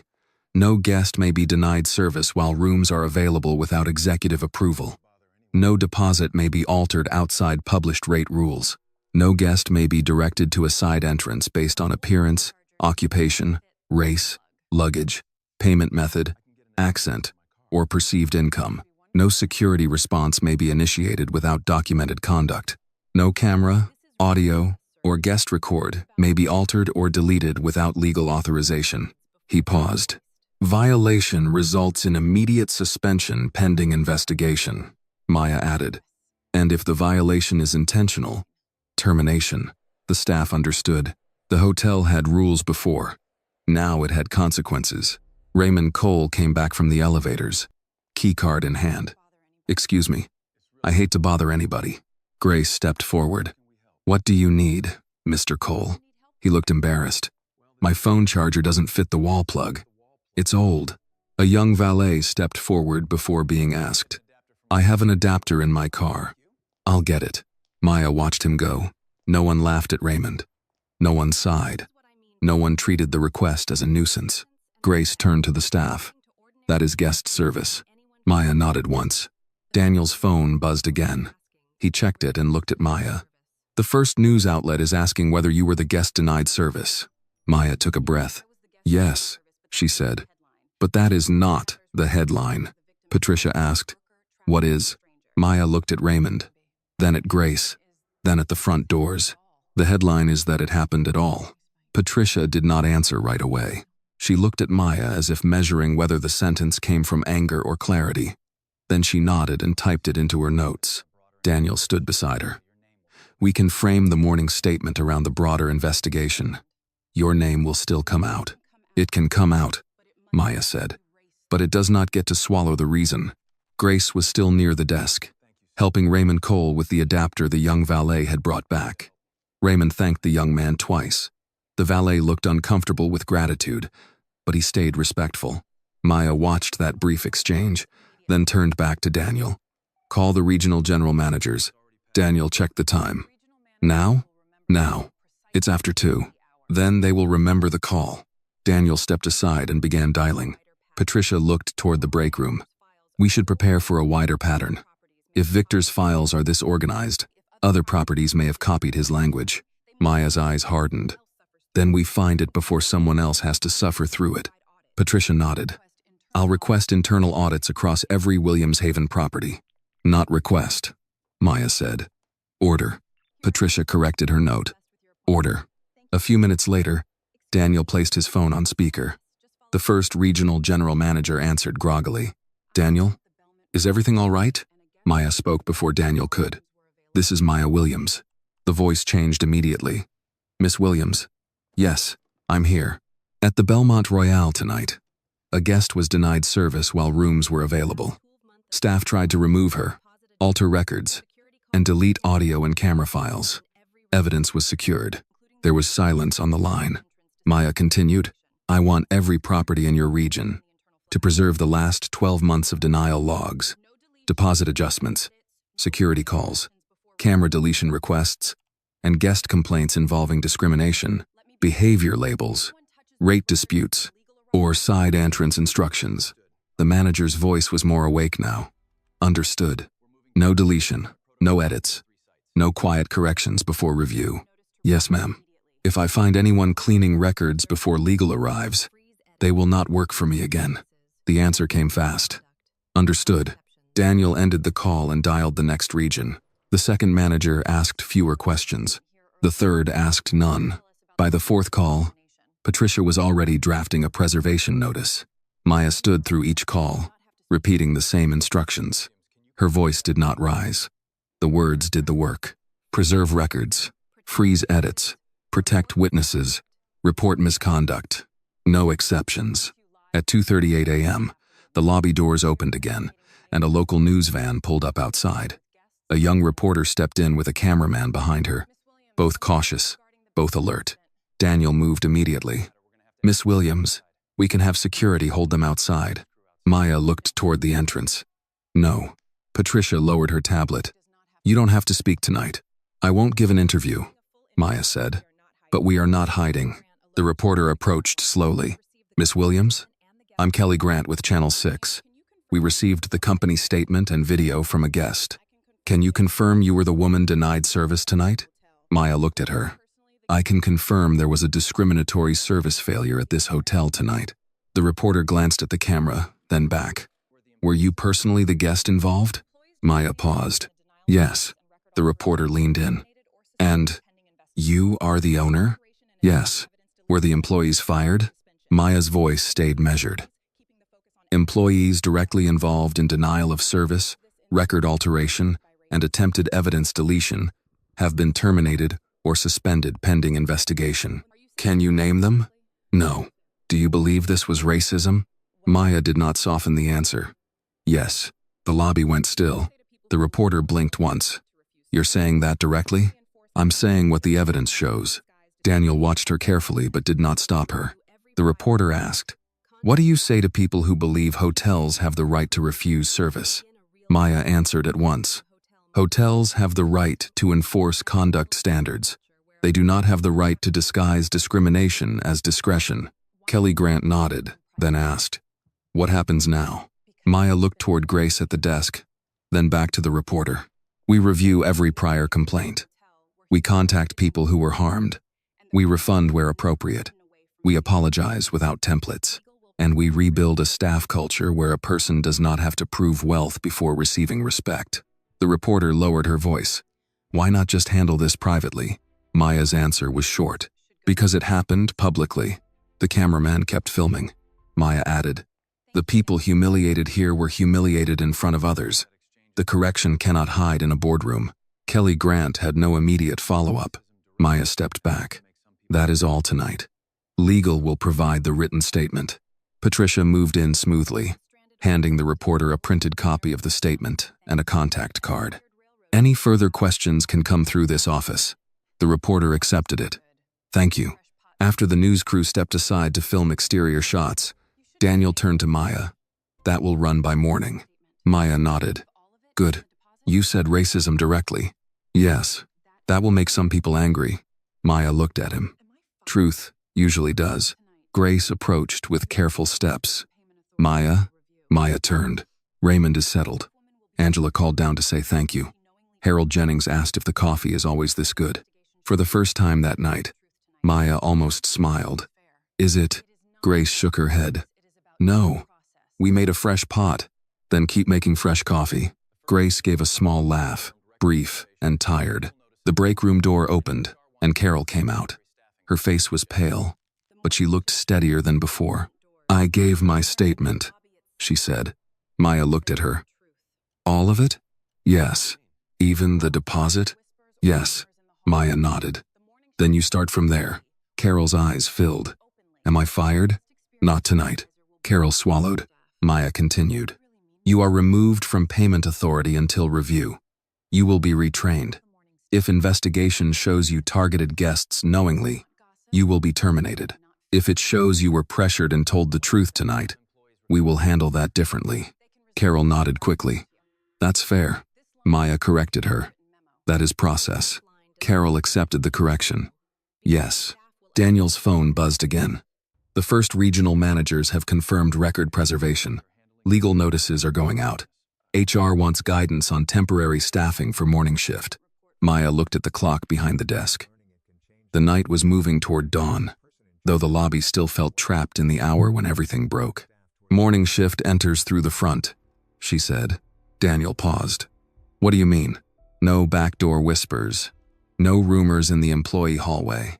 They come through the lobby. Grace briefs them here. Grace stiffened. Me. Maya looked at her. You are guest experience supervisor. Grace took that in. What do I tell them? The truth, Maya said. Not gossip. Not fear. Truth, Daniel asked. And if some refuse the new order? Maya answered without hesitation. They can resign before breakfast. Patricia looked up from her tablet. That line should not go in the written memo, Maya said. It doesn't have to. They'll understand it when they hear it. Outside, the news van's lights reflected against the glass doors. Inside, the staff moved quietly, collecting statements, checking in late guests, preserving records, and learning that a hotel could change direction in a single night if the person in charge finally refused to look away. Maya walked back to the front desk. Her small suitcase was still near the spot where the guard had tried to take it. Grace saw her looking at it. Would you like someone to bring that up to a room? Maya picked up the handle herself. No, she said. Not yet. Daniel stepped beside her. You still haven't checked in. Maya looked at the computer, then at Grace. Grace understood. She moved behind the desk, with Carol at her side. Good evening, Grace said, her voice steady now. Welcome to the Bellmont Royale. How may we help you? Maya looked at her across the counter. I need a room for tonight. Grace typed, checked the system properly, and smiled with quiet certainty. Yes, ma'am, she said. We have rooms available. Grace's hands moved carefully across the keyboard. Carol stood beside her, guiding only when needed, but she did not take over. That mattered. The front desk no longer belonged to the person who knew the system best. For the first time that night, it belonged to the person who understood what the system was supposed to serve. Grace looked at the screen. We have standard rooms, premium kings, and 2 accessible rooms available. Maya watched her. Grace did not flinch from the truth. She did not hide the inventory. She did not pretend choice was a favor. Maya said, A standard room is fine. Grace nodded. One night? Yes, Carol whispered. Guest profile? Grace looked at Maya, then back at the screen. Create one. Carol's eyes moved quickly. Name? Grace asked it the way it should have been asked the first time. May I have your name, please? Maya answered. Maya Williams. Grace typed it in slowly, as if each letter carried weight. Carol's fingers hovered near the payment screen, but Grace stopped her with a small look. Miss Williams, Grace said, I'll need an ID and payment method for the room, following standard procedure. Maya reached into her pocket and handed over both. No one made a show of it. No one gasped at the name on the ID. No one commented on the black card that Lauren would have worshipped if she had seen it earlier. Grace processed the check-in like a professional serving a guest, not like an employee trying to impress an owner. Maya noticed. Daniel noticed too. Grace printed the registration form and slid it across the desk. Please review and sign here. Maya signed. Grace placed the key cards in a sleeve. Her voice was steady. Elevators are to your right. If you need anything, dial 0. My name is Grace. Maya accepted the key sleeve. For a moment, no one spoke. Then Maya said, That is how it should have sounded the first time. Grace lowered her eyes. Yes. Maya looked at Carol. And that is how it will sound from now on. Carol nodded. Yes, Maya. Daniel stepped closer. Your room is ready. I can have security escort you up. Maya shook her head. No. Escort. Patricia looked at her. You have had a long night. I know. You should rest. I will. But Maya did not move toward the elevators yet.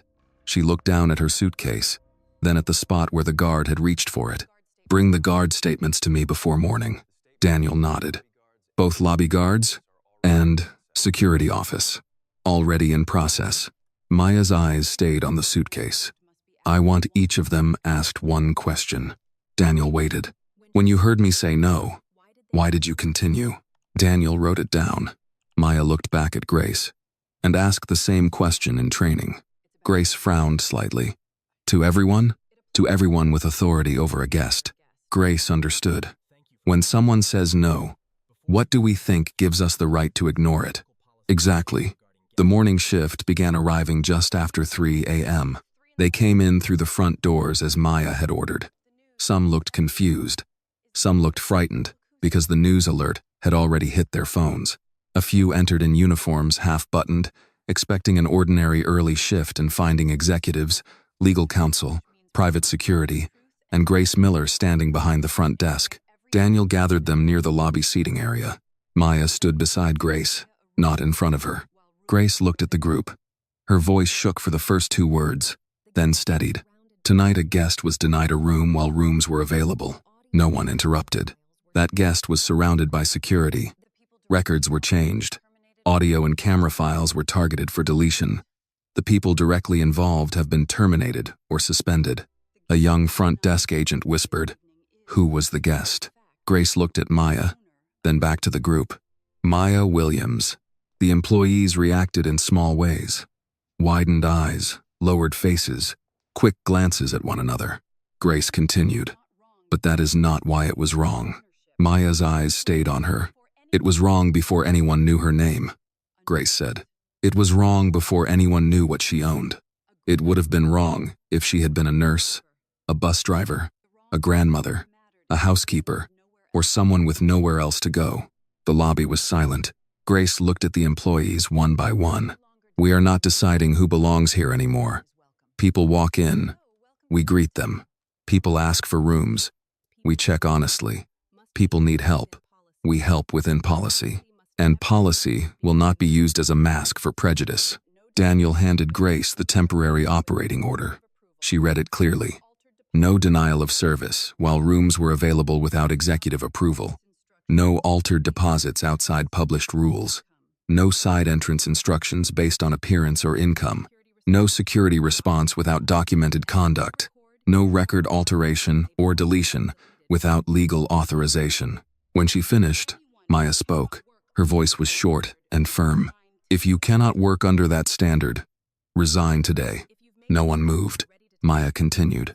If you made mistakes and are ready to tell the truth, speak to HR before your shift starts. A housekeeper in the back lifted her hand. Will people be punished for being scared? Maya answered. Not for being scared. The woman lowered her hand slightly. Maya added, but fear will not erase harm. Tell the truth. That is where we start. Another employee, a front desk trainee, looked close to tears. I heard Lauren say things. I never reported it. Then report it now, Maya said. The trainee nodded. Grace looked at the group. Break room. HR is there. Statements are voluntary, but silence will not protect anyone once records are reviewed.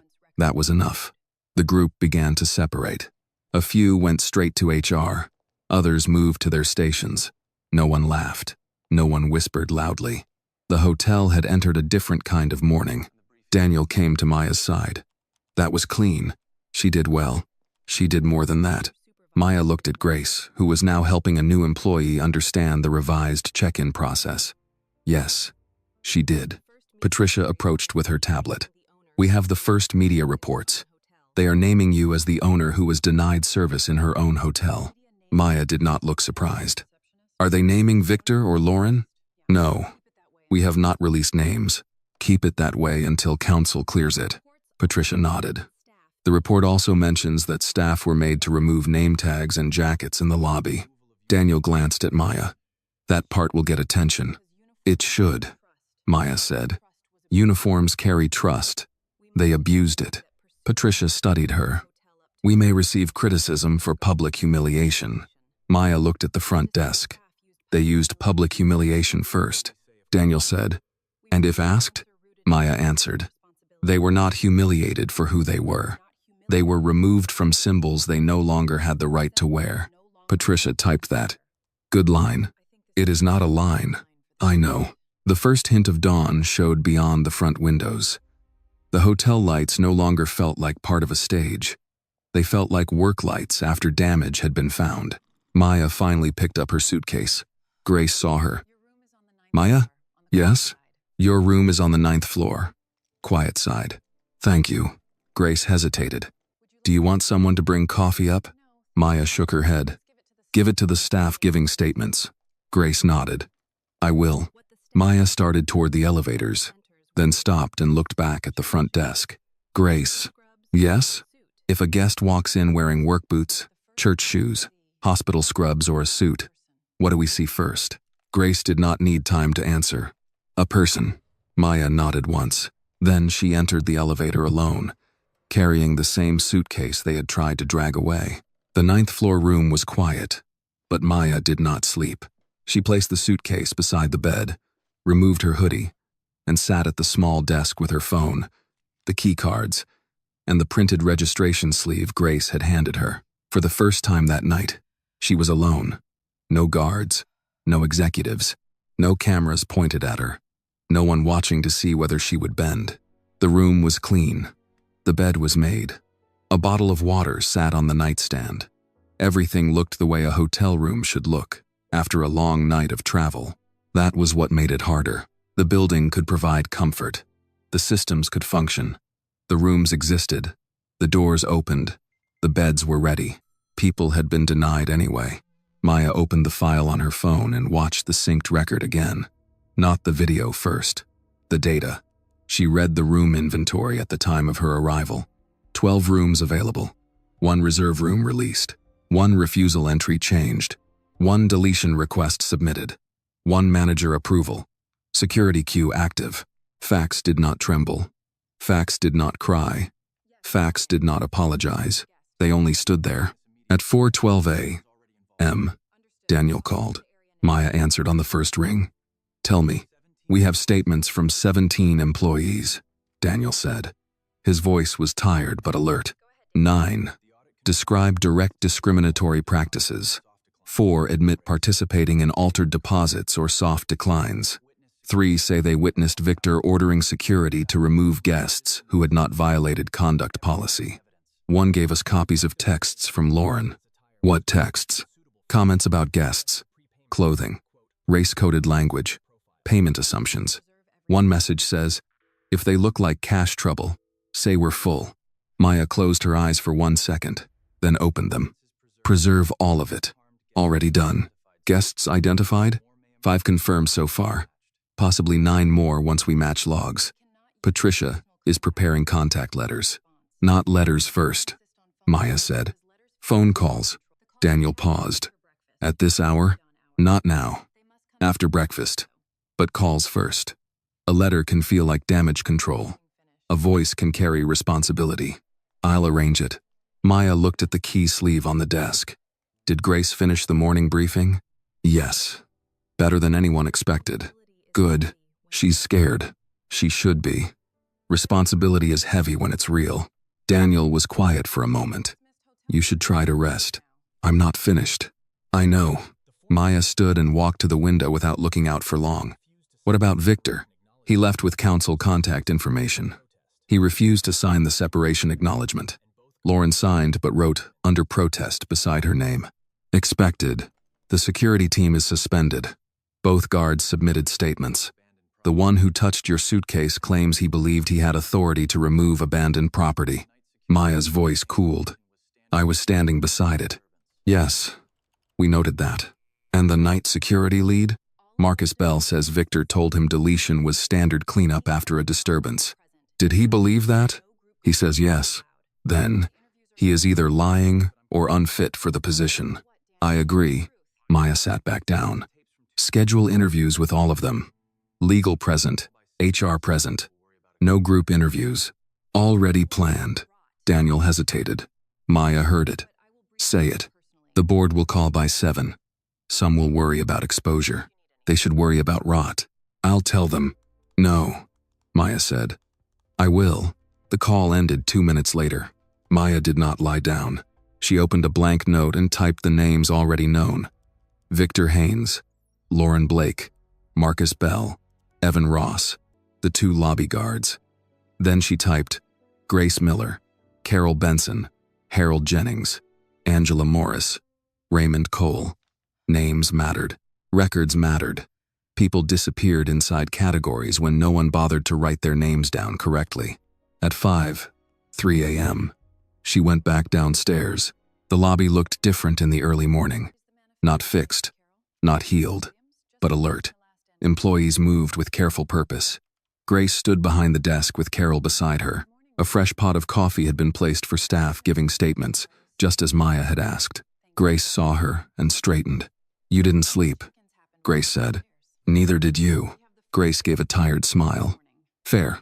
Maya looked at the desk. How many check-ins since I went up? 4. 1 nurse, 1 railroad contractor, 1 stranded traveler, and an older couple from Ohio. No issues. Carol added. We used the correct holds. Maya looked at her. Document them. I did. Good. Grace lowered her voice. A few staff members are waiting to talk to you directly. Maya shook her head. They talk to HR, not me. Grace looked surprised. If they confess to me, it becomes emotional, Maya said. If they give statements to HR, it becomes record. Grace nodded. Understood. Daniel entered from the hallway with Patricia beside him. Both looked as if the night had aged them. The first call with the board is in 12 minutes, Daniel said. Maya looked toward the empty seating area. Here. Patricia blinked. In the lobby? Yes. Daniel understood first. You want them to hear where it happened. I want them to remember. This is not abstract. Patricia set up the call on a secure line. Daniel placed the phone on the front desk counter, not in an office. At 5:20 a.m., the board members joined one by one. The first voice belonged to Charles Whitman, 72, retired banker. Old Atlanta name, old Atlanta caution. Maya, we are all deeply concerned. Maya answered. Good. A second board member, Elaine Porter, said, we need to understand the scope before language becomes too strong. The language is not stronger than the conduct, Maya said. Charles cleared his throat. No one is defending misconduct, but calling it discrimination publicly before completing review could create liability. Maya looked at Patricia. Patricia spoke calmly. The evidence secured includes room availability, denial of service, reserve release to other guests, record alteration, and attempted deletion of audio and camera files. The discrimination language is legally supportable based on current evidence and statements. Charles went quiet. Maya leaned closer to the phone. Liability began when the guest was denied, not when we told the truth, Elaine said. The guest was you. Maya's answer was immediate. The guest could have been anyone. That is why this matters. Another board member, Reverend Thomas Avery, spoke in a low voice. What do you need from us? Approval for a full 1-year audit across every Williams Haven property.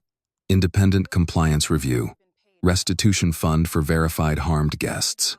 Mandatory retraining with power to terminate non-compliant leadership. Grace Miller confirmed as interim guest experience supervisor at the Bellmont Royale. Charles said, a restitution fund may be premature. Maya's voice went flat. People were charged unfair deposits. People were denied paid reservations. People were pushed to cheaper properties when rooms were open. Restitution is not premature. It is late. Silence followed. Reverend Avery said, I support the motion. Elaine exhaled. I support it. One by one, the others agreed. Charles was last.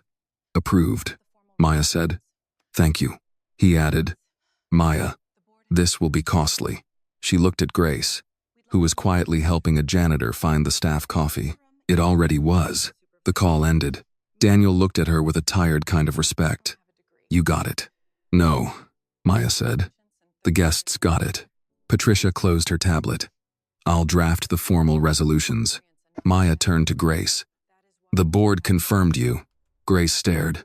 Confirmed me? Interim guest experience supervisor. Grace's mouth opened, then closed. I don't have a degree, Maya said. You have a conscience and 30 years in the work. Grace's eyes filled. That won't be enough for everyone. No, Maya said. That's why you'll have authority. Carol smiled faintly from the desk. The front doors opened again. A delivery driver stepped in with a paper bag and looked around, uncertain. "I have breakfast for a guest. Am I supposed to leave it somewhere?" Grace moved before anyone else. "Good morning," she said. "Who is it for?" "Room 612. I'll call up and confirm. You can wait right here." The driver looked surprised. "Here?" "Yes," Grace said. "Here." Maya watched the exchange. No side entrance. No suspicion. No dismissal. Just a person being treated like a person. For the first time since midnight, Maya allowed herself to breathe a little deeper. By 6:11 a.m., the first wave of morning guests began to move through the lobby. Some came down for coffee. Some checked out early with rolling bags and tired eyes. Some had already seen clips online and looked around with careful curiosity, trying to match the quiet lobby to the story now spreading across their phones. Maya stayed near the side of the front desk, not hidden, not performing. Daniel and Patricia worked from a small table near the back of the lobby. HR continued taking statements in the break room. Grace remained at the desk, steady now, with Carol supporting the system and 2 replacement security officers posted at a distance, visible but not looming over anyone. The difference mattered. Security was no longer standing close enough to frighten guests. They were positioned to protect the space, not control who looked worthy of entering it. A man in a suit approached the desk, phone in hand. "Is it true? The woman they refused last night owns the hotel?" Grace looked at Maya, but Maya did not step in. Grace answered, "There was a serious failure in service last night. We are correcting it." The man frowned. "That doesn't answer my question." Grace kept her tone respectful. "That is the answer we are giving guests this morning." He seemed surprised not to be fed gossip. "Well, I hope my checkout still works." Carol said, "Of course, sir. I can help you right here." The man handed over his room number, and the process moved on. Maya gave Grace a small nod. Grace saw it and returned to the next guest. Daniel came over with a folder. "We've confirmed 7 affected guests so far. 2 denied rooms while inventory was available. 3 charged inconsistent deposits. 1 directed to a side entrance. 1 flagged in security notes without conduct." Maya took the folder but did not open it yet. "Contact plan? Calls. Starting at 9. Patricia drafted a script. Maya looked at him. Daniel corrected himself. "A guide, not a script." "Good." Patricia joined them. "The first call should come from executive operations, not a junior staffer." Maya said, "I'll make the first one." Daniel's eyebrows lifted. "You?" "Yes." Patricia was careful. "That could expose you to emotional confrontation." Maya looked at her. "They were exposed to humiliation. I can survive confrontation." Daniel opened the folder and pointed to the first name. Otis Franklin, retired postal worker.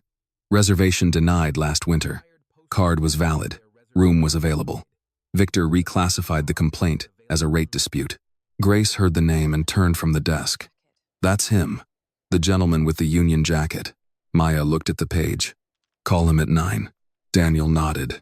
At 6:30, breakfast service opened. Maya asked to see the restaurant host's stand logs. Within minutes, a supervisor brought them to Patricia. Grace had been right. Private event had appeared on nights when there had been no private event. Some entries matched staff statements about guests Victor did not want seated near the lobby windows. Maya read 3 pages, then closed the folder. "Restaurant audit 2. Daniel wrote it down. Dining, bar, valet, security, front desk. Housekeeping notes as well. Daniel looked up. "Housekeeping? Guests get judged after check-in too." Patricia nodded. "Room service.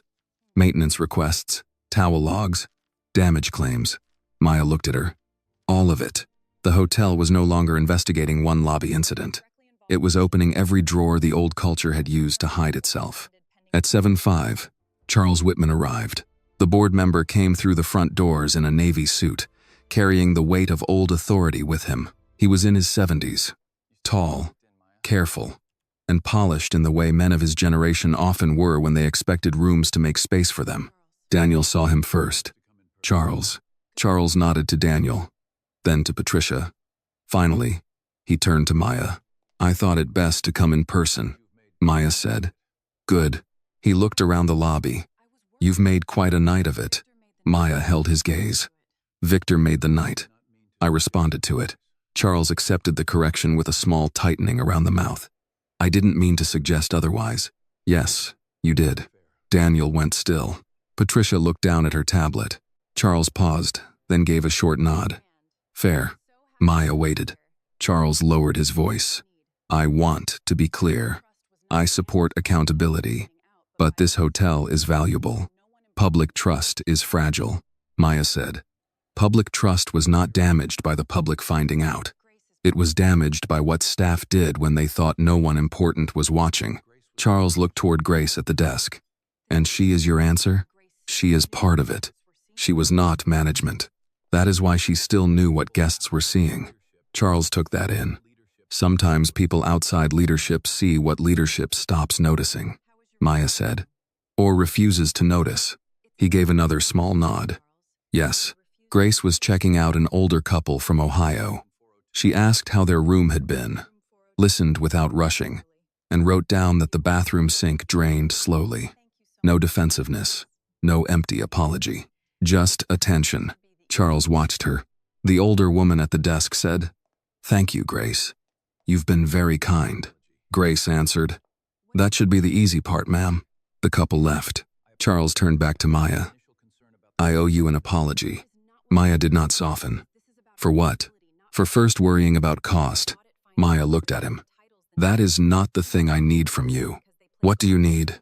When the audit finds people with better titles than Victor, do not protect them because they play golf with donors or know which fork to use at dinner. Charles's face became serious. Understood. No quiet resignations with glowing references. No. No moving people to other properties. No. No calling discrimination a training gap when it was a choice. Charles nodded once. Agreed. Maya studied him, then said, Then your apology can wait. Your vote will matter first. At 8:02, the first affected guest call was placed from the back office, but Maya kept the door open. Daniel dialed. Patricia sat beside him. Grace stood nearby because she remembered the man. The phone rang 4 times. A deep, older voice answered. Hello? Maya spoke. Mr. Franklin, my name is Maya Williams. I own the Bellmont Royale in Atlanta. I'm calling because our records show you were denied your reservation last winter, and the reason you were given was false. There was silence. Then he said, I wondered how long it would take somebody to admit that. Maya closed her eyes for 1 second. You were owed the truth that night, she said. You are receiving it late. I am sorry. Mr. Franklin did not answer quickly. When he did, his voice was steady but heavy. I wore my postal union jacket. I remember that. 41 years delivering mail in this city, and that young woman looked at me like I was trying to steal a bed. Grace covered her mouth. Maya said, You should have been welcomed. Yes, he said. I should have. We are refunding the charges connected to that reservation, covering documented additional lodging costs, and sending a formal written apology. If you are willing, we would also like to hear your account for the investigation. Mr. Franklin breathed out. I'll tell it. Thank you, he added. But don't just send me money and think that fixes it. Maya opened her eyes. I won't. Good, he said. Because what they took wasn't money. The call ended 2 minutes later. No one spoke at first. Then Grace whispered. He remembered the way she looked at him. Maya placed the phone down. People always remember that part. By 8:45 a.m., the first apology had become a standard. Not a template. Not a script. A standard. Maya made the first call. Then Daniel made the second. Patricia documented the third. And by the fourth, Grace was sitting beside them with her notebook open, helping match faces to names that the old system had tried to reduce to labels. The second guest was a woman named Marisol Vega. She remembered being asked for a deposit twice the amount listed in her confirmation email. She remembered her adult sons being watched every time they crossed the lobby. She remembered leaving before sunrise because she felt safer losing the money than staying another hour. The third was a construction foreman named Willie Banks. He had been told the restaurant was closed for a private event, while other guests walked in behind him and were seated. The fourth was a grandmother from Savannah who had been told she could not wait in the lobby for her daughter because she was not a registered guest yet. Her daughter had arrived 11 minutes later. Each call took something out of the room, not because anyone shouted. Most of them did not. They spoke with the tired control of people who had told themselves to move on because they had bills, families, appointments, and no time to fight a building full of people determined not to see them. After one call ended, Daniel removed his glasses and pressed his fingers against his eyes. Maya looked at him. "Keep going." He lowered his hand. "I am." "No. I mean after today." Daniel met her eyes. "This cannot become a one-week correction because cameras were present," Maya said. "It becomes policy, budget, hiring, promotion, termination, every quarter." Daniel nodded. "I understand." "Do you?" "Yes." Maya watched him for another second. "Then say it." Daniel straightened. "We do not fix this by punishing Victor and Lauren. We fix it by removing every system that made them useful." Maya nodded once. "Good."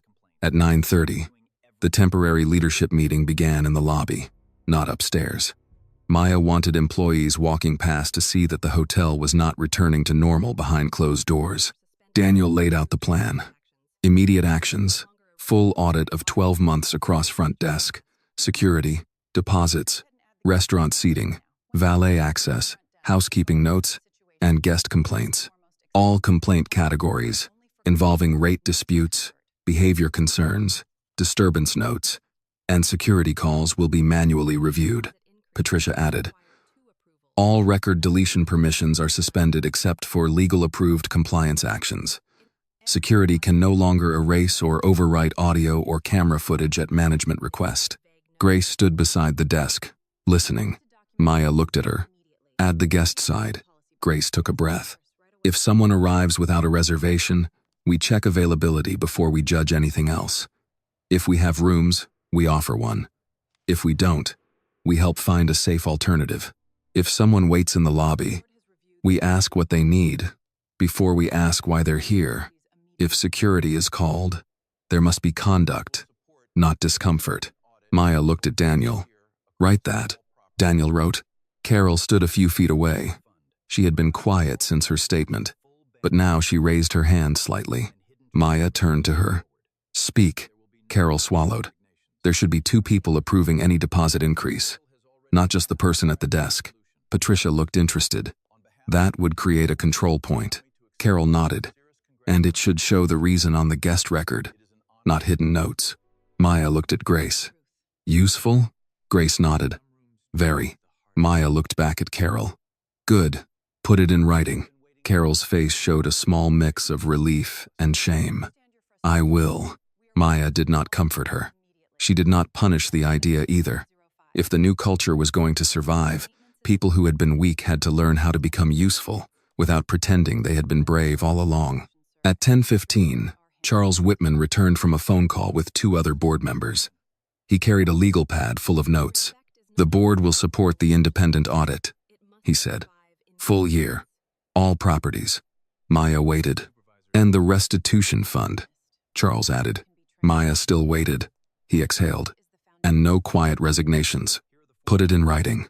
"I already asked counsel to draft it." Maya gave a single nod. "Thank you." Charles looked toward Grace. "Mrs. Miller." Grace turned, surprised by the formality. "Yes, sir? I understand congratulations may be too light a word for a morning like this, but your appointment is deserved." Grace looked uncomfortable.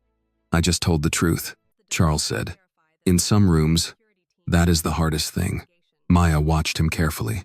That was the first useful sentence he had spoken all morning. Near noon, a guest approached the desk with a complaint about slow elevators. Grace handled it without defensiveness. She apologized, called maintenance, wrote down the room number, and offered a realistic update instead of an empty promise. Maya watched from a distance. Daniel came beside her. "You're looking at the elevator complaint. Like it's a test." "It is." "How?" "Respect is not only for moral emergencies," Maya said. "It has to survive inconvenience." Daniel glanced at Grace, who was still listening to the guest. "She's good. She's honest," Maya said. "We can train the rest." At 1 p.m., Patricia brought the formal notices for Victor, Lauren, and the suspended night security staff. Victor and Lauren were permanently barred from Williams Haven properties statewide. Their documented misconduct would be disclosed to affiliated hospitality partners through lawful employment and compliance channels. The security team remained suspended pending investigation, with termination likely for those who knowingly participated in evidence deletion.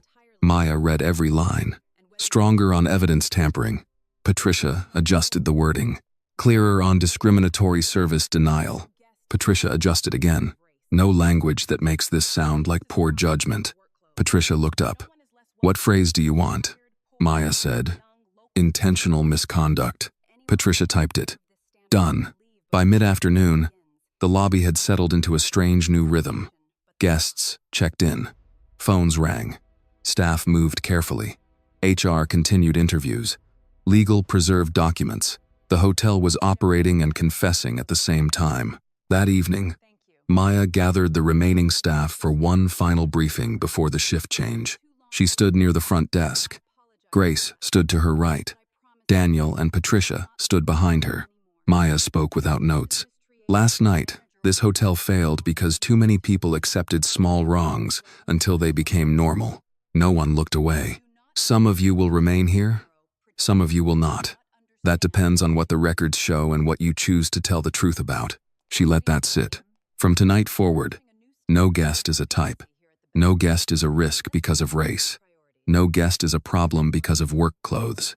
No guest is less welcome because they look tired, poor, old, young, local, foreign, or unfamiliar. Grace's eyes stayed forward. Maya continued. If you cannot serve that standard, leave before the next shift begins. If you can, then understand this. Kindness here is not decoration. It is the job.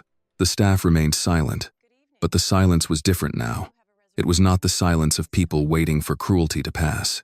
It was the silence of people realizing they had been given a line and would be judged by whether they crossed it. Maya turned to Grace. You close the meeting. Grace looked startled, then stepped forward. She looked at the employees, many of whom had known her for years. I spent too long being afraid, Grace said. I won't lead that way. If a guest is mistreated, tell me. If a manager orders you to do wrong, tell me. If I do wrong, tell her. A few people looked at Maya. Grace continued. But don't stand in this lobby tomorrow, pretending you didn't understand what changed today. Maya almost smiled. Grace had found her authority. At 7 p.m., the new night shift arrived. They came through the front doors. They were briefed in the lobby. They signed the temporary operating order before touching a terminal, radio, key card, or guest record. At 7:42 p.m., the first guest of the new night shift walked in. An older man in work boots, carrying a faded duffel bag and a printed reservation folded in his hand. He stopped near the entrance. Unsure, Grace stepped out from behind the desk. Good evening, sir, she said. Welcome to the Bellmont Royale. Let's get you checked in. 3 months later, the Bellmont Royale no longer treated kindness like a special request. It showed in small ways first. The front desk no longer waited for guests to prove they belonged before greeting them. Security no longer stood near the entrance with folded arms, watching clothing before conduct. Deposit rules were printed, posted, and reviewed daily. Every room denial required documentation. Every security call required a reason tied to behavior, not discomfort. Every employee knew the new standard because Grace Miller made them say it aloud before each shift. We see the person first, she would say, and the staff would answer, every time. Maya Williams did not announce her visit that Tuesday afternoon. She entered through the front doors, wearing a plain coat, dark jeans, and low shoes, carrying no entourage and no visible sign of ownership. Daniel Reed knew she was coming, but he had been told not to meet her at the door. Grace knew too, but only because Maya had called that morning and said, I want to see the hotel working when no one is trying to impress me. So Grace let it work. The lobby was busy in the ordinary way that mattered most. A retired couple was checking in for a medical appointment at Emory. A young woman in airport uniform was asking for directions to the train. A man in a suit was complaining about an early check-in fee and being handled with calm patience. A housekeeper passed through carrying fresh towels and was greeted by name by the front desk agent. Maya stood near the side of the lobby and watched. No one rushed to her. No one performed. No one froze. That was progress.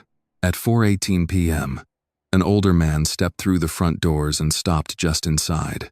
He wore work boots, a faded brown jacket, and a baseball cap with paint marks along the brim. His hands were rough, his shoulders tired. He carried a small duffel bag in one hand and a folded paper in the other. He looked at the front desk, then at the floor, then back toward the doors, as if deciding whether leaving would be less embarrassing than asking for help. The old Bellmont Royale would have seen the boots first. The new one saw the hesitation. A front desk agent named Tasha stepped out from behind the counter before the man had to approach alone. "Good afternoon, sir," she said. "Welcome to the Bellmont Royale. How can we help you today?" The man gripped the folded paper. "I think I have a reservation. Maybe. My foreman made it. I'm not sure this is the right place." Tasha did not look at his boots. She did not look at the duffel bag as if it were evidence against him. "What's your name, sir?" "Calvin Brooks." Tasha smiled. "Let's check together, Mr. Brooks." He followed her to the desk, still uneasy. Grace watched from a few feet away, but did not interfere. Carol Benson, now cleared for limited system work after retraining, stood nearby reviewing arrivals. Tasha typed the name carefully. "Yes, sir. I have you right here. 2 nights. Contractor lodging program. Prepaid by your company." Calvin blinked. "Prepaid?" "Yes, sir." He looked down at the paper in his hand. "I was told there might be a hold. I don't have much room on my card until Friday." Tasha checked the rate rules. "For this program, the incidental hold is reduced. It is listed here in writing. I'll show you before we process anything." She turned the screen slightly and pointed to the amount. Calvin stared at it. "That's it?" "That's it." He swallowed. "Last hotel wanted $200. Said it was policy." Grace stepped closer now. "Policies should not change, depending on who is standing at the desk." Calvin looked at her, unsure whether he was allowed to agree. Grace smiled. "You're in the right place, Mr. Brooks." His shoulders loosened. Tasha continued the check-in. "Would you prefer a room near the elevator or away from it?" Calvin seemed surprised to be asked a preference. "Away, if that's all right. I get up early." "Of course." Carol prepared the key sleeve. "Breakfast starts at 6. Coffee is available earlier. If you need a wake-up call, we can set it." Calvin gave a quiet laugh. "I wake up at 4:30, whether I want to or not," Grace said. "Then we'll make sure the coffee is ready by 4:15. He looked at her for a long moment. "You don't have to do all that." "Yes, sir," Grace said. "We do." Maya watched without moving. No one in that exchange knew she was the owner except Grace and Carol. Tasha did not know. Calvin did not know. That made it honest. Calvin took the keycard with care. Then he looked around the lobby again, this time less like a man expecting correction and more like a tired worker who had finally been allowed to rest. "I'll be honest," he said. "I almost didn't come in. Thought maybe my company put the wrong address down." Tasha asked, "Why did you think that?" He looked embarrassed. "Places like this usually aren't for men like me." Grace answered before Tasha could. "This one is." Calvin's eyes shifted to her. Grace repeated it, steady and clear. "This one is for men like you." He nodded once, but his mouth tightened as if the words had reached something older than the day. "Thank you." Tasha came around the counter. "I can show you to the elevators." Calvin lifted his duffel. "I can carry this." "I know," Tasha said. "I can still walk with you." He accepted that. As they moved toward the elevators, Maya saw the young valet from that first night step forward with a small adapter in his hand. "Mr. Brooks," he said, "some of the older rooms have limited outlets near the bed. Take this in case you need it." Calvin looked at the adapter, then at the young man. "You all treat everybody like this?" The valet answered. "We're learning to." Calvin smiled for the first time. "That's a good thing to learn." When the elevator doors closed behind him, Grace let out a breath she had been holding. Maya approached then. Tasha saw Grace straighten and realized this was not an ordinary guest. Grace said, "Maya." Tasha's eyes widened slightly. "Miss Williams." Maya looked at her. "You did well." Tasha looked relieved but not proud in a careless way. Thank you. I just followed the standard. Maya nodded. That is why standards matter. Carol stepped forward. The reduced hold posted correctly. No override. Good. Grace looked toward the elevators. He meant it. He almost left. I know. That's what scares me most, Grace said. How many people left before anyone had to say no? Maya looked at the front doors. People came through them every day carrying more than luggage. They carried old insults, past refusals, memories of being watched, corrected, doubted, or sent somewhere cheaper. That is why we greet first, Maya said. Grace nodded. Daniel Reed entered from the side corridor with a folder. Audit update. Maya took the folder but did not open it yet. Daniel continued. Restitution calls are at 83 completed. 41 refunds issued. 12 formal apologies delivered in person. 3 former staff terminations from other properties. 2 managers resigned before review. Maya looked at him. With references? No. Not from us. Good. The new training has been completed by 70% of staff statewide. Grace's guest first protocol is being adopted across all properties. Grace looked startled. They're calling it mine? Daniel smiled faintly. They are. Grace shook her head. It's not mine. It's what we should have been doing, Maya said. That is usually what the best rules are. Daniel handed her one more page. And Mr. Otis Franklin is coming next month. He accepted your invitation. Grace's face softened. He is? Maya nodded. He said he wants to see if the place learned manners. Grace laughed quietly. Then, we better be ready. We will be. For a moment, the 3 of them stood near the desk while the hotel moved around them. Phones rang. Keys were made. Guests asked questions. Staff answered with patience. A delivery driver came in and was directed to the elevator after confirmation. A woman in scrubs picked up coffee before her shift. A family with worn luggage was checked in without a second glance at their clothes. Nothing dramatic happened. That was the victory. Maya turned to leave, but Grace stopped her. Maya, yes? The night you came in, when Lauren said what she said, I thought you were going to leave. Maya looked at her. So did I. Why didn't you? Maya's answer was simple. Because you said it wasn't the first time. Grace looked down. Maya continued. You gave the truth a door. I only walked through it. Grace's eyes filled, but she kept her voice steady. Then I'm glad I spoke. So am I. Maya walked toward the entrance, then paused as another guest stepped inside. A woman in a fast food uniform, still smelling faintly of fryer oil, holding a reservation on her phone and looking unsure. Before Maya could turn back, Tasha was already moving. Good afternoon, ma'am. Welcome to the Bellmont Royale. The woman looked relieved just hearing the words. Maya stepped outside without needing to watch the rest. Behind her, the hotel kept doing the work. A hotel does not become honorable because it knows how to serve wealth. It becomes honorable when a tired worker, a stranded traveler, a nurse, a delivery driver, a grandmother, or a woman in worn shoes can walk through its doors and hear the same welcome as anyone else. Not because someone important is watching, because no one should have to be important to be treated with dignity. The lesson from this story is simple but powerful. Dignity should never depend on a person's clothes, skin color, job, money, or title. A place becomes honorable not when it knows how to serve the powerful, but when it protects the ordinary, the tired, the overlooked, and the people who have no one standing beside them. True justice begins when someone refuses to stay silent, and true leadership begins when power is used to correct what others were too afraid to name. Thank you for listening to the very end of this story. Your time means a great deal to us. If this story touched you, please leave a comment and share your thoughts about the way it was told. Your feedback helps us improve every new story. And if you have a meaningful story of your own, or a story you believe deserves to be heard, please send it to our channel. Your story may become the next voice that inspires someone else to stand up for what is right.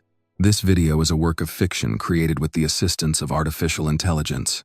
All characters, events, and situations are not real and do not represent any actual people or true stories. The content is intended for storytelling and emotional illustration only.